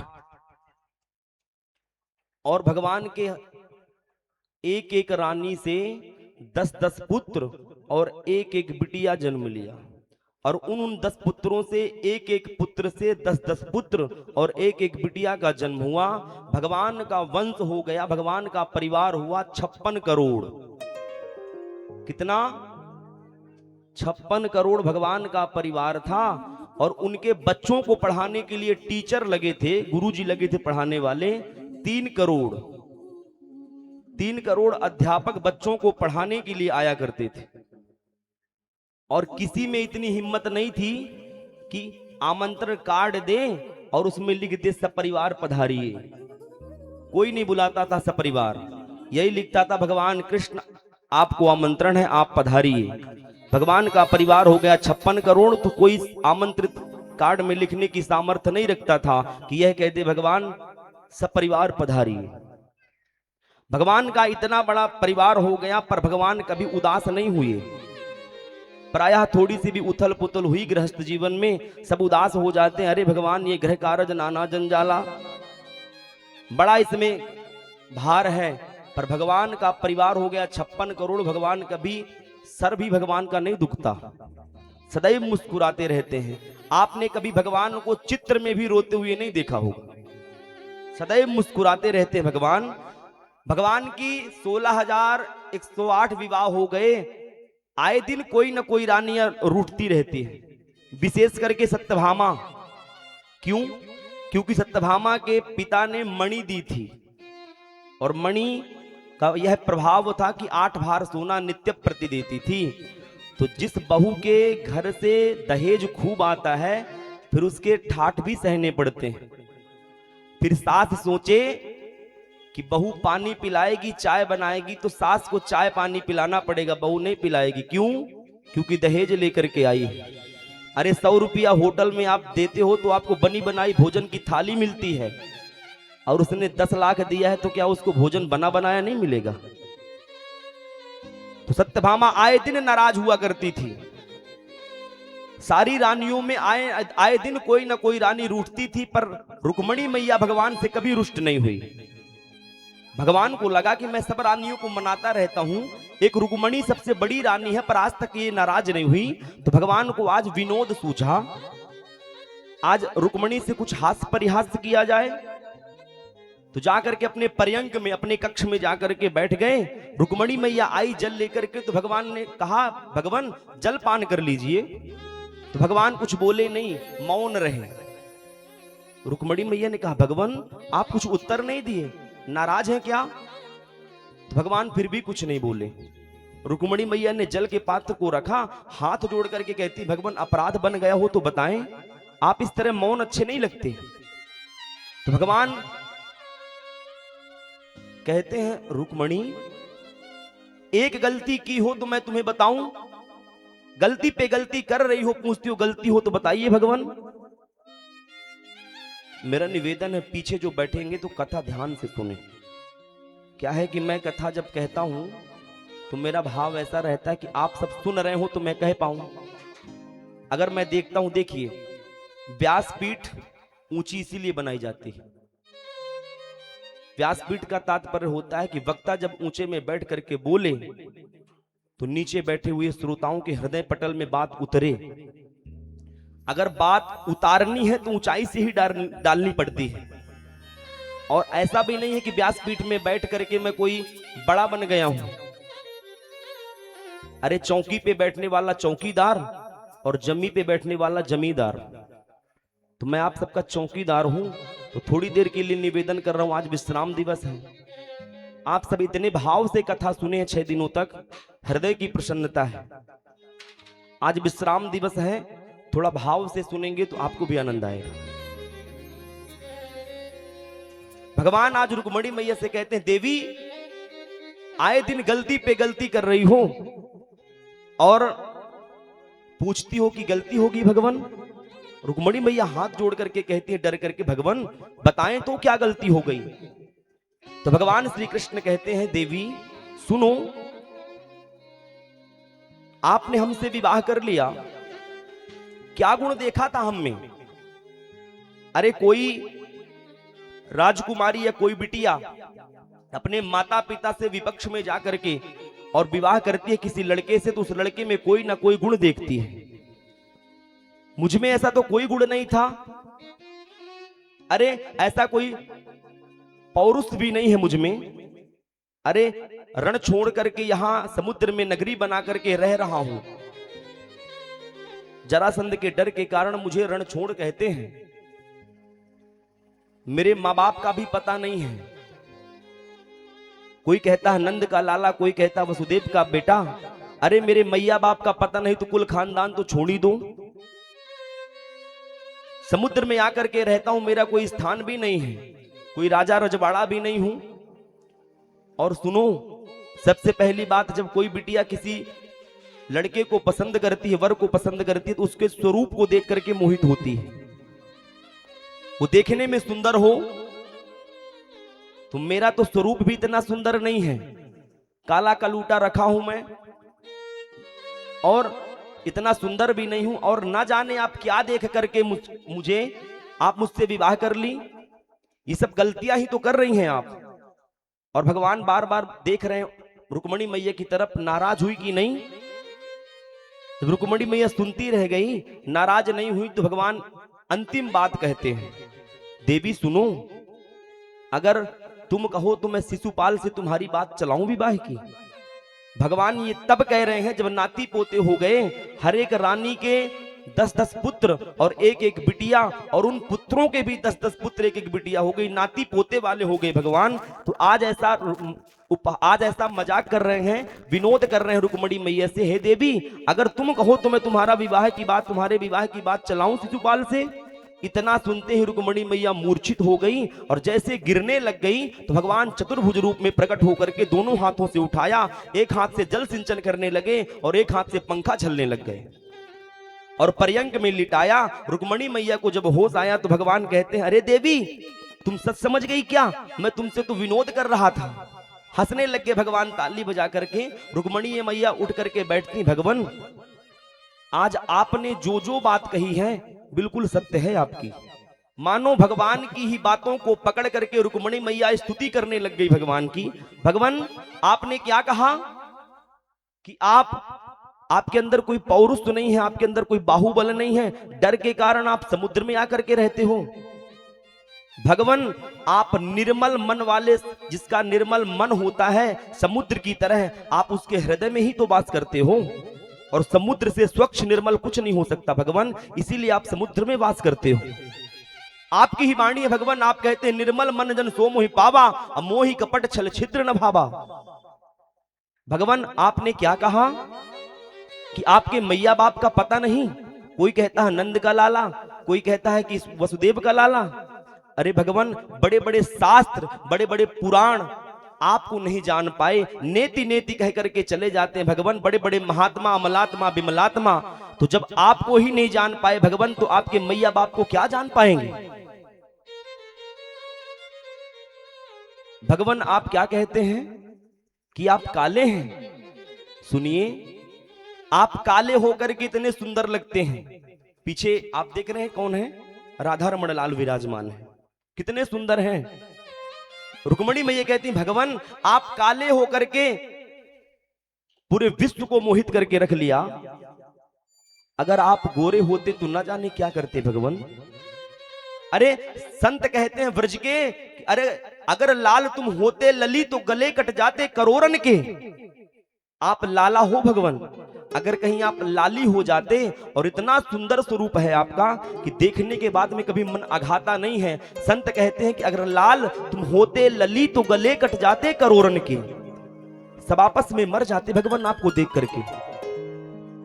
और जब ये इस तरह रुक्मणी मैया ने कहा भगवान, और आपने अंतिम बात कही कि शिशुपाल के साथ विवाह कर दूं? भगवान मेरा शरीर छूट जाए, मैंने पत्र में पहले लिखा था अगर पत्नी बनूंगी तो सिर्फ आपकी, तेरे संग में रहूंगी भगवान, तेरे संग के अतिरिक्त कहीं नहीं रहूंगी। मानो रुक्मणी मैया निवेदन करते हैं, तेरे संग में रहेंगे ओ मोहना, तेरे संग में रहेंगे ओ मोहना, तेरे संग में रहेंगे ओ मोहना, तेरे संग में रहेंगे ओ मोहना, संग में रहेंगे ओ मोहना, ओ मोहना ओ सोहना, ओ मोहना ओ सोहना, ओ मोहना ओ सोहना, ओ मोहना ओ सोहना, तेरे संग में रहेंगे ओ मोहना। ओ तेरे संग में रहेंगे ओ मोहना। जय हो।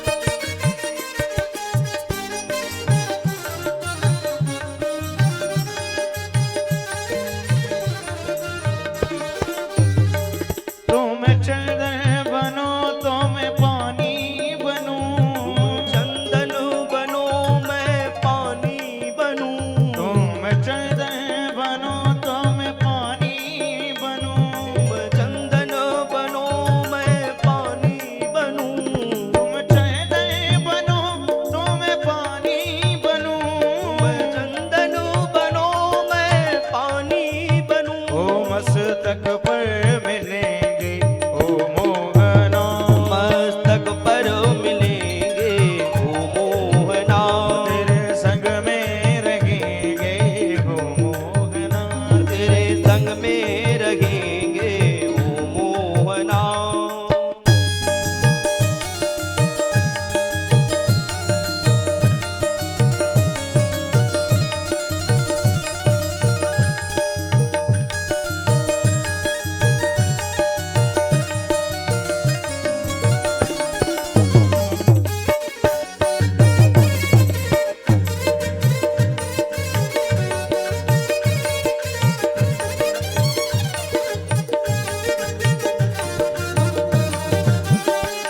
तुम पुष्प बनो तो मैं धागा बनूं, तुम पुष्प बनो मैं धागा बनूं, तुम पुष्प बनो तो मैं धागा बनूं, तुम पुष्प बनो मैं धागा बनूं, तुम पुष्प बनो तो मैं धागा बनूं, तुम पुष्प बनो मैं धागा बनूं, ओ माला में मिलेंगे ओ मोहना, माला में मिलेंगे ओ मोहना, ओ माला में मिलेंगे ओ मोहना, माला में मिलेंगे ओ मोहना, तेरे संग में रहेंगे ओ मोहना, तेरे संग में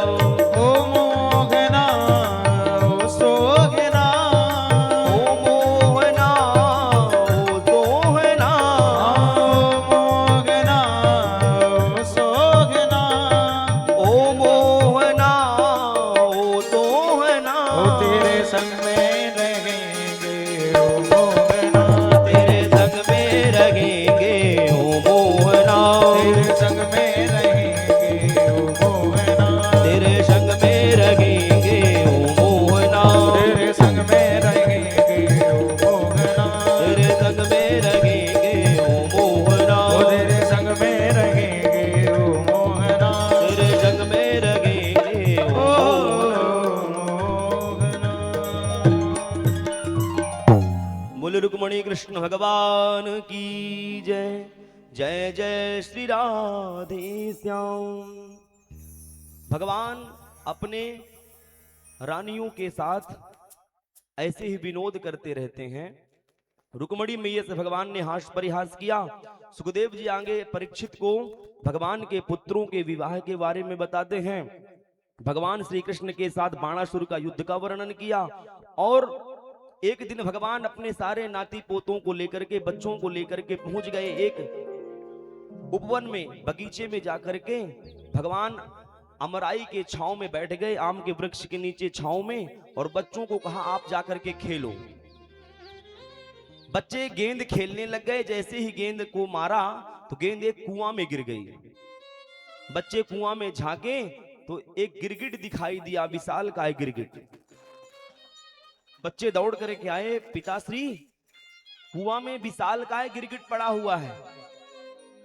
भगवान ने जैसे उसको बाहर निकाला, भगवान का स्पर्श पाया तो एक सुंदर से दिव्य रूप में प्रकट हो गया। भगवान कहते हैं को भगवान, कौन हो आप?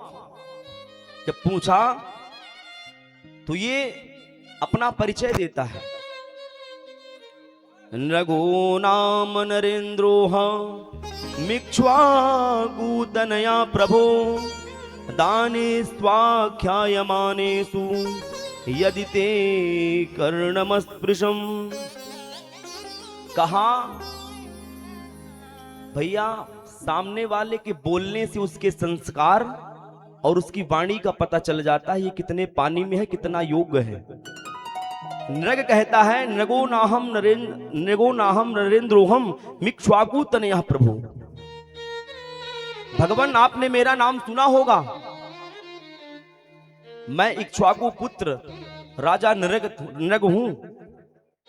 भगवान ने कहा अच्छा भैया, ऐसा क्या काम कर दिया तुमने कि मैंने तुम्हारा नाम सुना होगा?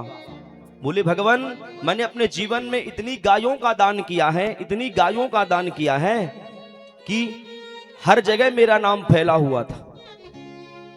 भगवान ने कहा इतनी गायों का दान किया, कितनी गायों का दान किया? और गायों का दान किया तो फिर गिरगिट क्यों बन गए? तो कहता भगवान आप पूछ रहे हैं मैं कितनी गायों का दान किया, आप तो ऐसी बातें पूछ रहे हैं जिस प्रकार वर्षा की बूंदों को कोई कहे कि ये बूंदें कितनी हैं, उनको बताया नहीं जा सकता। कोई कहे कि पृथ्वी में जितनी धूल है इनकी गिनती करके बताओ कणों की, कोई गिनती नहीं कर सकता। आकाश मंडल में टिमटिमाते हुए तारों की कोई गणना नहीं कर सकता।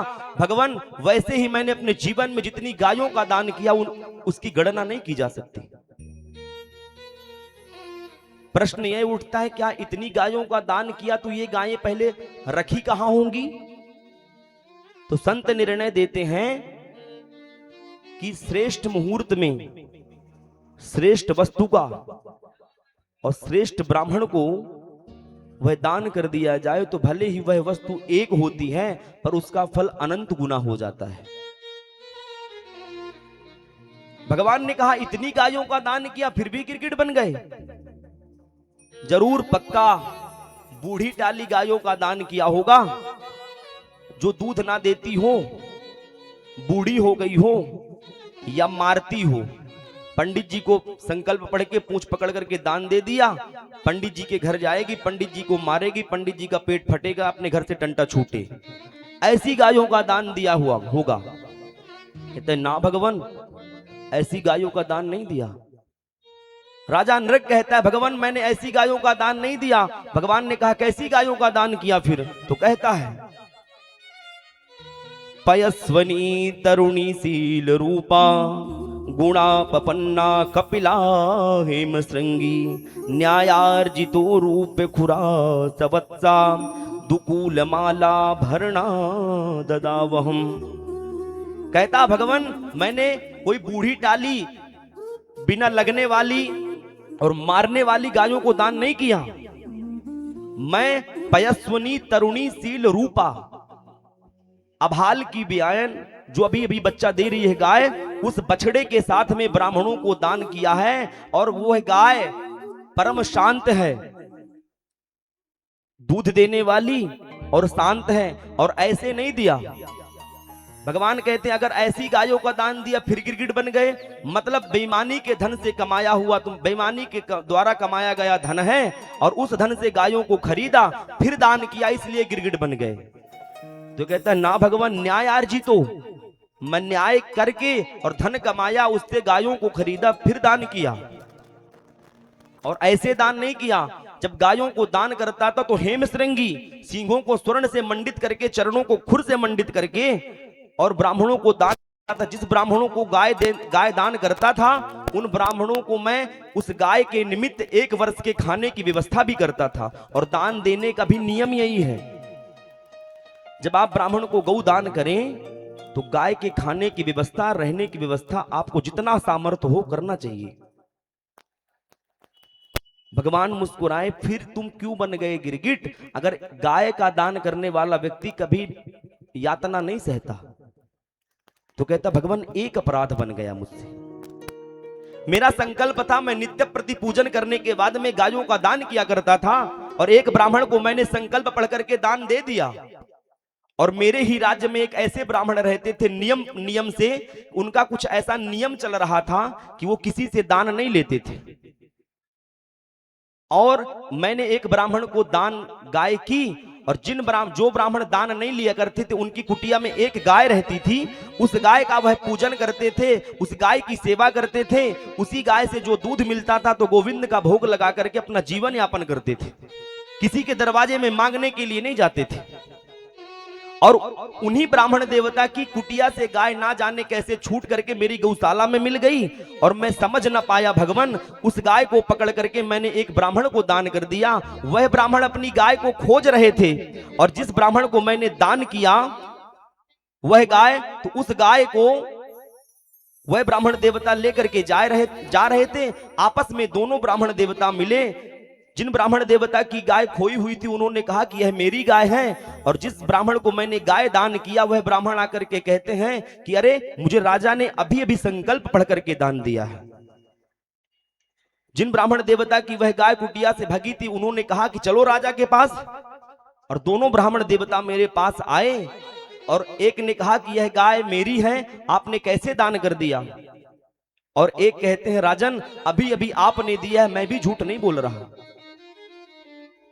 जिन ब्राह्मण को गाय दान किया था राजा नृग ने, राजा नृग कहते हैं सुनिए ब्राह्मण देवता, आप इनको गाय दे दीजिए, इसके बदले में आप 4-5 गाय ले लीजिए। ब्राह्मण देवता कहते हैं राजन सुनो, अभी अभी संकल्प पढ़ करके गाय की पूंछ को रख करके तुमने दान किया है और दान का ये नियम नहीं है। दानी जब दान दे देता है तो उससे मैं बुद्धि हटा देनी चाहिए, और प्रायः हमारी स्थिति यही होती है। अगर हम कुछ दान कर देते हैं तो फिर सामने वाला अगर कुछ उसको बढ़िया दे दिया और बगल वाले ने कहा कि देखो तो तुम्हारा दिया हुआ बढ़िया पहन रहा है, तो फिर आप कहते हैं बड़े सीना फुला करके अरे भैया हमने दिया था, ऐसा थोड़ी है, ऐसा वैसा देते नहीं हम। भैया दान करने का नियम यह है कि आप दाहिने हाथ से दान दीजिए तो बाएं हाथ को पता भी ना लगे। और वह ब्राह्मण कहते हैं कि मैं लूंगा तो अपनी गाय लूंगा, और ब्राह्मण कहता है कि मैं आपने मुझे संकल्प पढ़ करके दिया, मैं अपनी गाय देने वाला नहीं हूं। राजा नग दोनों ब्राह्मणों की बातों को सुनता रहा, उत्तर कुछ दे न पाया, सर हिलाता रहा। तो ब्राह्मणों ने श्राप दे दिया, जाओ गिरगिट की तरह सर हिलाते हो, जाओ गिरगिट बन जाओ।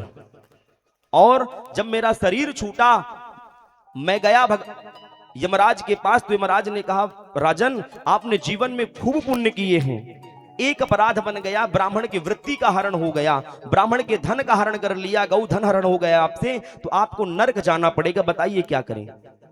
पहले आप नरक भोगेंगे कि स्वर्ग भोगेंगे? पुण्यों को भोगेंगे या पाप को भोगेंगे? तो राजा नरक कहते हैं थोड़ा सा अगर पाप है तो पहले पाप भोगा दीजिए, इसके बाद में पुण्य का भोग करूंगा। तो भगवान उसी ब्राह्मण अपराध के कारण आज मैं गिरगिट बन गया और आपकी कृपा हुई, आपका संग मिला, तो आज मैं आपके स्वरूप में परिणित हो गया। राजा नग प्रणाम किया, भगवत धाम का अधिकारी हो गया। बोले वृंदावन बिहारी लाल की जय।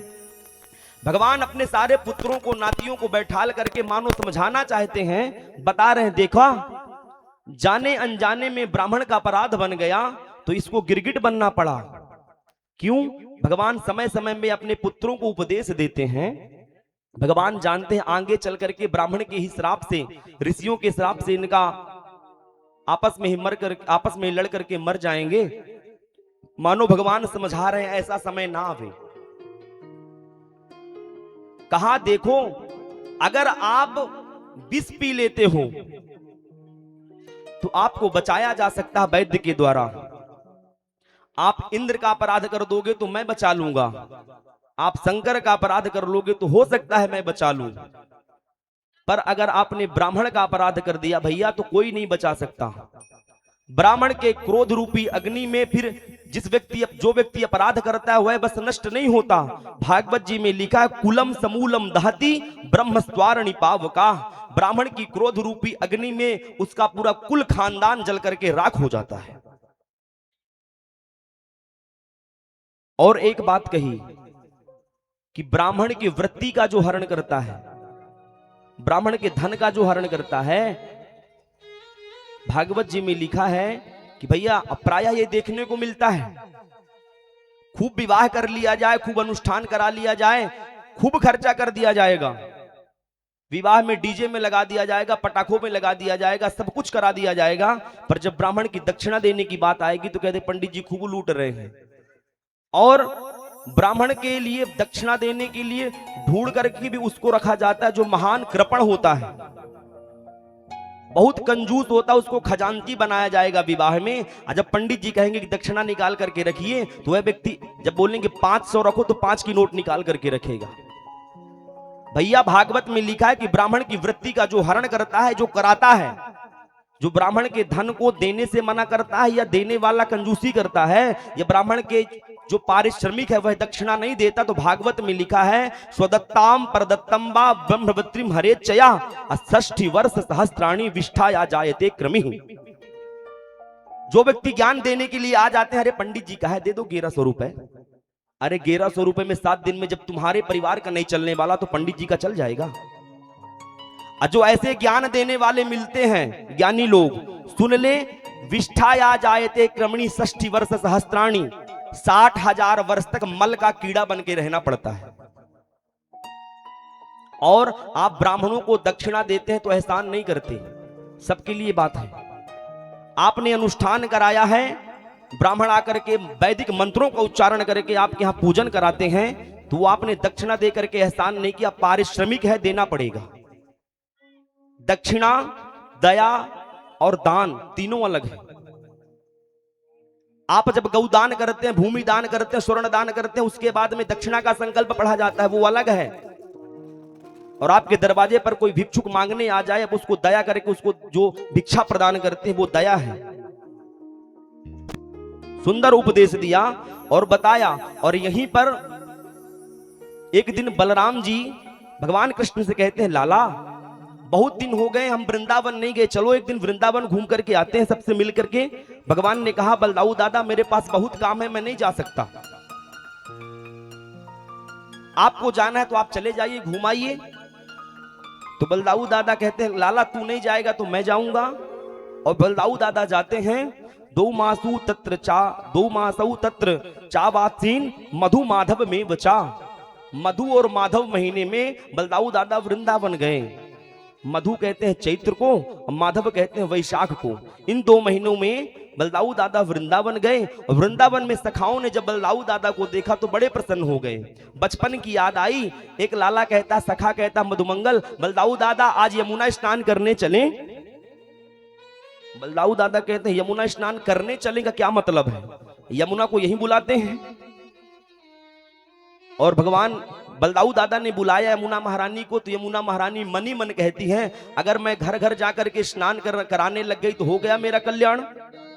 यमुना महारानी नहीं आई। बलदाऊ दादा को आया क्रोध, निकाला अपना हल और हल को बढ़ाया, यमुना के ऊपर रखा और खींचा तो व्रत 84 कोस यात्रा में आज भी एक स्थान है। यमुना महारानी टेढ़ी हो गई, नाम पड़ा ऐचा दाऊ। और यमुना महारानी टेढ़ी होकर के बहने लग गई, अपने स्वरूप में प्रकट होकर के कहती भगवान अपराध क्षमा करिएगा। राम राम महाबाहो न जाने तब विक्रमम यस्यैकांसे न विधृता जगति जगतापते। भगवान आप जगत के पति हैं, अपराध हो गया, क्षमा करिएगा। यमुना महारानी को क्षमा किया और बलदाऊ दादा वृंदावन में अपने सखाओं के साथ भ्रमण कर रहे हैं। द्वारिका में ही एक राजा था जिसका नाम था पौंड्रक। उसका एक मित्र था काशी नरेश। काशी नरेश ने अपने मित्र से कहा कि सुनो भैया, भगवान बनने में बड़ा फायदा है, तुम बन जाओ भगवान, मैं बन जाऊं तुम्हारा पुजारी, और खूब चढ़ावा आएगा तो आधा आधा बांट लेंगे। पौंड्रक को बात जमी। पौंड्रक ने कहा कि अरे द्वारिकाधीश भगवान हैं। काशी नरेश कहता अभी उसका बड़ा वाला भैया गया वृंदावन, अकेले कुछ नहीं कर सकता, डरपोक है। बड़ा वाला भाई खतरनाक है, ज्यादा बात नहीं करता, हल से पकड़ता है, मूसल से मार देता है।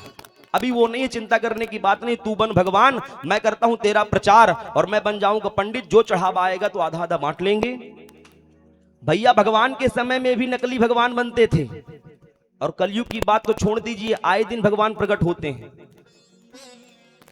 अब कहा भगवान कौन सा बना जाए, तो कहा वासुदेव ही बनते हैं। तो भगवान कृष्ण के ही स्वरूप में वह पौंड्रक राजा भगवान जैसा बन गया। अपने पूरे शरीर में स्याही पोत ली, एक लकड़ी का गरुड़ बनवा लिया, बटन दबाए तो गरुड़ उड़ने लग जाए। दो नकली हाथ लगवा लिए, हाथ में सुदर्शन रख लिया, बटन जैसे दबाए तो सुदर्शन घूमने लग जाए। काशी नरेश कहता है अभी बलदाऊ है नहीं, एक पत्र लिख, यहां तो जय जयकार खूब होने लगी है, पर जब तक तू उसको युद्ध में पराजित नहीं करेगा तब तक तुझे सारे लोग भगवान नहीं मानेंगे। पत्र लिखवाया, भगवान की तरह दिखने लग गया पौंड्रक, और मूर्ख और शंख दूसरों के फूकने पर ही बजते हैं। काशी नरेश ने मंत्र दिया कान में और पौंड्रक मान गया, भगवान बन गया। बोले पौंड्रक भगवान की। बस ऐसे ही आप जैसे भोले भाले सब थे। पौंड्रक भगवान बना और काशी नरेश मित्र जयकारा लगाने लगा, तो आप जैसे भक्त जयकारा लगाने लग गए।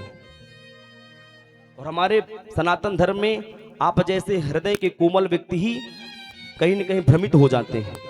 मैं बता भी रहा हूं कि पौंड्रक नकली भगवान बना, और मैंने जयकारा लगाया तो आप सबने दोनों हाथ उठा करके कह दिया जय। काशी नरेश ने पत्र लिखवाया, पत्र में लिख करके भेज दिया कि जाओ अपने दूत को पत्र देकर के आओ द्वारिका में। दूत पत्र लेकर के आता है, उद्धव जी को देता। उद्धव जी पत्र को पढ़ते हैं, मुस्कुराए। भगवान कहते हैं सुधर्मा सभा में कि अरे उद्धव जी क्यों हंस रहे हो, पत्र में क्या लिखा है। उद्धव जी कहते हैं भगवान आप नकली हो, असली वासुदेव का अभी अभी अवतार हुआ है। अगर आप द्वारिका छोड़ करके नहीं गए तो पहले युद्ध करिए, और युद्ध में जीत गए तो आप भगवान, नहीं तो आप नकली वाले हैं।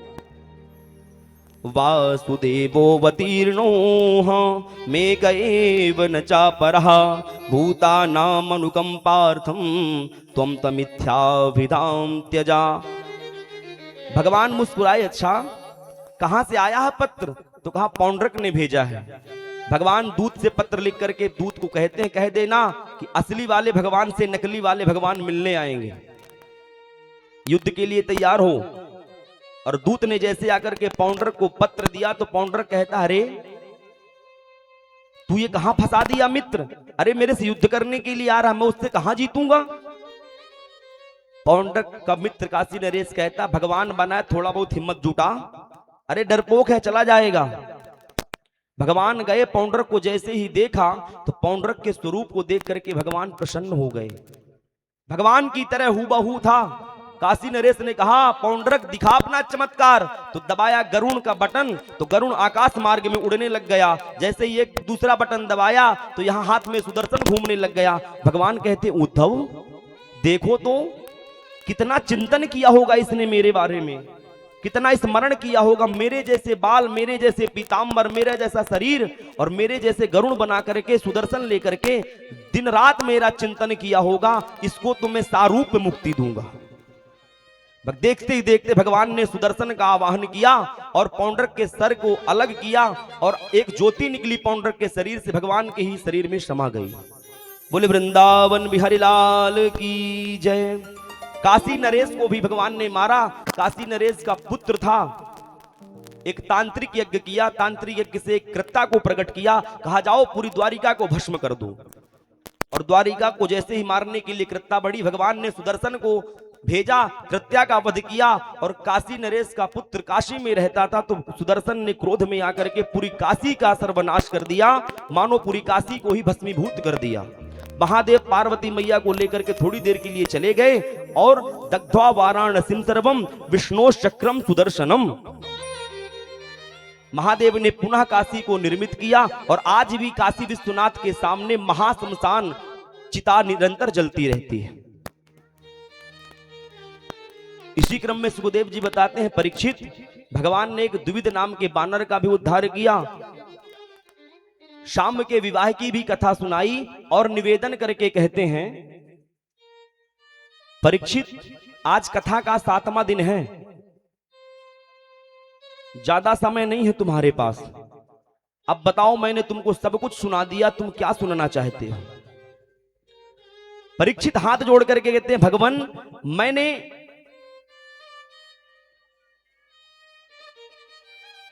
आप मुझको ऐसी सुंदर कथा सुना रहे हैं भगवान, मैं क्या बताऊं?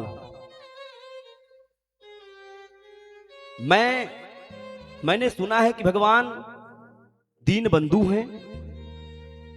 क्या भगवान ने कभी दीन को अपना बंधु बनाया, सखा बनाया है? सुखदेव जी को भगवान के मित्र सुदामा जी की याद आई, कहा सुनो परीक्षित, मैं भगवान के मित्र की कथा सुनाऊंगा, उसके पहले मैं तुमको एक बात बताऊं। अरे ये जो जरासंध था, ये कई राजाओं को बंदी बना करके रखा था और उन राजाओं ने एक दूत को पत्र दे करके भेजा कि जाओ कृष्ण के पास जाकर के हमारा ये पत्र दे देना, भगवान हमको मुक्त कराइए। और इंद्रप्रस्थ से भी एक दूत आया कि महाराज युधिष्ठिर राजसूय यज्ञ करना चाहते हैं, भगवान आपको बुलाया है। 2 दूत आए, भगवान ने अपने मंत्रियों से पूछा कहां जाना चाहिए? सारे मंत्री कहते हैं कि भगवान हमको जाना चाहिए पहले राजाओं को छुड़ाने के लिए, जरासंध से युद्ध करना चाहिए। उद्धव जी मौन बैठे थे। भगवान ने कहा, उद्धव आप बताओ क्या करना चाहिए? उद्धव जी कहते, भगवान मेरी नजर में हमको इंद्रप्रस्थ चलना चाहिए, पांडवों के राजसूय यज्ञ में। भगवान ने कहा क्यों? उद्धव जी कहते हैं, भगवान राजसूय यज्ञ तभी हो सकता है जब युधिष्ठिर महाराज ने सारे राजाओं को अपने अनुकूल कर लिया हो। अगर जरासंध को भी अनुकूल कर लिया होगा तो फिर युद्ध करने की आवश्यकता नहीं है, महाराज युधिष्ठिर कहेंगे और राजाओं को मुक्त करेगा। अगर महाराज युधिष्ठिर ने राजसूय यज्ञ करने के लिए वचन लिया है और राजा जरासंध को अपने अनुकूल नहीं किया तो पहले जरासंध को युधिष्ठिर मारे, हम जाकर के क्यों लड़े? ये नीति उद्धव जी की खूब समझ में आई भगवान को। भगवान मुस्कुराए और कहे, उद्धव इसीलिए आप मुझे प्रिय हो, हम पहले चलेंगे इंद्रप्रस्थ पांडवों के पास। भगवान पहुंच गए पांडवों के यहां और जैसे ही पांडवों के यहां पहुंचे तो भगवान का खूब स्वागत हुआ। भगवान पूछते हैं, ये बताओ राजसूय यज्ञ करने के लिए तैयारी बना लिए? क्या सारे राजा अनुकूल हो गए तुम्हारे? युधिष्ठिर कहते हैं, भगवान सारे राजा तो अनुकूल है, पर एक जरासंध नाम का राजा है मगधपुर का, मगध नरेश, मगर वह अभी हमारे अनुकूल नहीं, उसकी बड़ी विशालकाय सेना है, उसको हरा पाना बड़ा मुश्किल है। भगवान ने कहा, चिंता मत करो, अर्जुन और भीम दादा आप मेरे साथ ब्राह्मण के रूप में चलिए। ब्राह्मण बना करके गए और जब से ये भगवान को ब्राह्मणों के कारण हरा दिया था तो ब्राह्मणों की खूब पूजा करने लगा, खूब दान देने लग गया। और एक दिन भगवान पहुंच गए भीम दादा और अर्जुन को ब्राह्मण बना करके खुद भी ब्राह्मण बने और जैसे ही दान देने के लिए सामने खड़ा किया, कहा बताइए ब्राह्मण देवता क्या दान करूं? तो भगवान हाथ जोड़ करके कहते हैं, युद्धम नो देहि राजेंद्र द्वंद्व सो यदि मन्य से, यदि आप हमें देना चाहते हो तो युद्ध दे दीजिए, आपसे युद्ध करना चाहते हैं। जरासंध मुस्कुराया, देखा कि अरे ब्राह्मण कभी युद्ध नहीं मांग सकते। को भगवान कौन हो तुम? जब बार बार पूछा तो भगवान कहते हैं, अशौव्रकोदरा पार्थस्तस्या भ्राता अर्जुनो हयम्। अरे ये जो मेरे बाएं खड़े हैं ये भीम दादा हैं और जो मेरे दाहिने खड़े हैं ये अर्जुन हैं, गांडीवधारी। अच्छा तू कौन है? जब से आया तू ही तू बोल रहा है। तो भगवान कहते मैं इनके मामा जी का लड़का हूं। जरासंध कहता है ये मामा फूफा का रिश्ता मैं कब तक लगाता रहूंगा, अरे नाम है तेरा कुछ।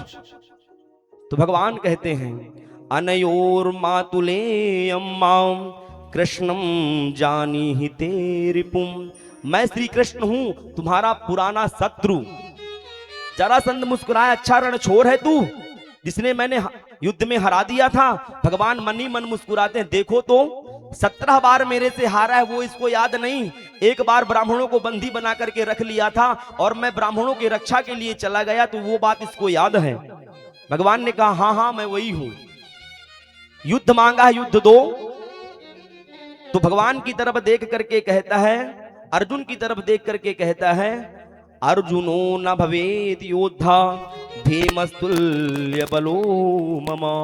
अरे तू रणछोर है, तू मेरे से पहले हार चुका है, तेरे से युद्ध नहीं करूंगा।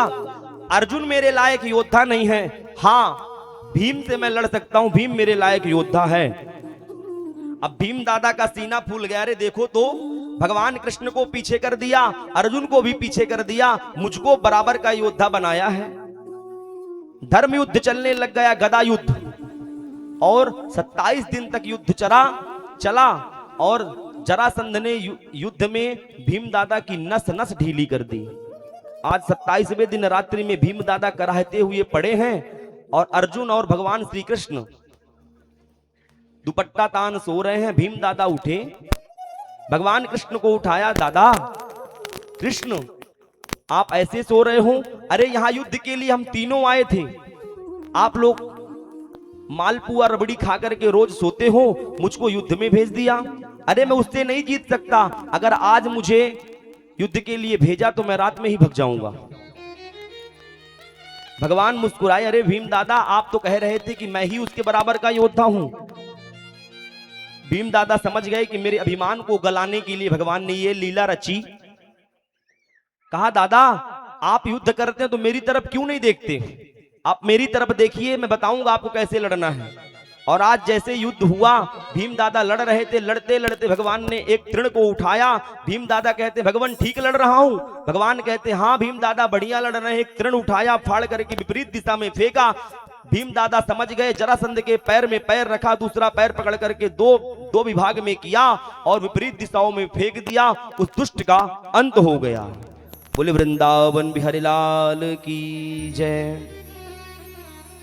सारे राजाओं को मुक्त किया और राजा आकर के भगवान से निवेदन करते हैं, कृष्णाय वासुदेवाय हरये परमात्मने प्रणत क्लेशनाशाय गोविंदाय नमो नमः। हे भगवान कृष्ण, कृष्णाय वासुदेवाय हरये परमात्मने, आपका स्मरण करने से जीव के सारे पाप नष्ट हो जाते हैं, सारे क्लेश नष्ट हो जाते हैं। भगवान आपने हम पर कृपा की, आपके चरणों में बारंबार प्रणाम। जरासंध मारा गया, राजसू यज्ञ यहां भगवान पुनः हस्तिनापुर आए, इंद्रप्रस्थ आए और राजसू यज्ञ प्रारंभ हुआ। अब बात ये चली कि पहले किस देवता की पूजा की जाए, प्रधान देवता की पूजा किसकी की जाए। जरासंध को मारा, उसके पुत्र को राजा बना दिया गया। वही पुत्र सहदेव सर्वप्रथम खड़ा होकर के कहता है, अगर इस राजसू यज्ञ में सबसे पहले किसी की पूजा की जाए तो भगवान श्री कृष्ण की पूजा की जाए। पितामह भीष्म ने भी समर्थन कर दिया, मगर सारे राजा शांत बैठे हैं। शिशुपाल तमतमा करके खड़ा हो गया। शिशुपाल कहता, अरे जिसके मैया बाप का पता ना हो, ग्वारिया गवार युद्ध से युद्ध छोड़ करके भाग गया हो, ऐसे कि आप प्रथम पूजा कराने की बात करते हो। शिशुपाल के पक्ष में भी कई राजा खड़े हो गए और पांडव जब ये सुने कि हमारे भगवान आराध्य श्री कृष्ण के बारे में शिशुपाल ऐसा कहता, तमतमा करके खड़े हो गए और पांडवों के साथ में पांडवों के राजा भी खड़े हुए। भगवान को लगा सारे विश्व के राजा यहां एकत्रित हैं, अगर मैं कुछ बोलूंगा नहीं तो विश्व युद्ध छिड़ जाएगा। पांडवों को शांत किया भगवान ने, कहा पांडव आप बैठो, मेरी बुआ का लड़का है शिशुपाल और हम दोनों की एक पक्षीय वार्ता होने दो। भगवान ने कहा, शिशुपाल ध्यान दो, तुम्हारी मैया को मैंने वचन दिया था कि 100 गलतियां अगर करेगा तो मैं छोड़ दूंगा। मगर 100 से अगर 101 गलती होगी तो मैं छोड़ूंगा नहीं। दुर्योधन शिशुपाल आज इतने क्रोध में है, अरे इसी ने मेरा विवाह नहीं होने दिया, रुक्मणी के साथ मेरा विवाह होना था तो हरण करके चला गया, और आज मानो शिशुपाल अपना आपा खोया। 99 गाली दिया। भगवान ने कहा सावधान शिशुपाल, 100 गालियों तक माफ करूंगा, 100 के बाद नहीं छोड़ने वाला। क्रोध में भरा शिशुपाल 101 गाली जहां हुई, भगवान के हाथ में सुदर्शन नाचने लग गया, और सुदर्शन को भगवान ने आदेश दिया तो जाकर के शिशुपाल के सर को काट करके भगवान की उंगली में पुनः आकर के विराजित हो गया। सिरहा छुरांत चक्रेण जहारापततो रिपु। शिशुपाल जैसे ही मारा गया सारे राजा शांत हो गए। अरे भगवान को क्रोध आ गया, अब कोई बचने वाला नहीं है, सब शांत हो गए, कोई कुछ नहीं बोला। पर भगवान जब सुदर्शन का आवेग किए तो संत ऐसा कहते हैं, भागवत में कथा नहीं है कि भगवान के उंगली से रक्त आ गया। एक भाव यह भी है कि भगवान का जब प्रथम पूजन किया गया तो भगवान के उंगली में रोली लग गई। द्रौपदी मैया को ऐसा लगा कि भगवान के उंगली से रक्त बह रहा है। द्रौपदी मैया ने जो यज्ञ में बैठने वाली थी अपनी रेशमी साड़ी को फाड़ करके भगवान की उंगली में बांध दिया। भगवान कहते हैं कृष्णा, द्रौपदी, अरे कुछ थोड़ा सा तो लगा था, तुमने अपनी आंचल रेशमी साड़ी फाड़ दी। द्रौपदी मैया कहती है अगर श्याम सुंदर काढ़ दूं, अगर श्याम सुंदर काम आऊं आपके तो काढ़ दूं नसों को, ये तो रेशम के धागे हैं। श्याम सुंदर अगर मैं आपके जीवन में काम आ सकूं तो मैं अपने शरीर की नस नाड़ियां निकाल करके लगा दूं। अगर श्याम सुंदर काम आऊं आपके तो काढ़ दूं नसों को, ये तो रेशम के धागे हैं। ये धागे भी साधारण, इनका क्या मोल करूं, न दुल्हन के जोड़े हैं न दूल्हे के बागे हैं। अरे भगवान, ये कोई दूल्हा दुल्हन के कोई पोशाक नहीं है किसको फाड़ने में कोई अपशगुन हो जाएगा।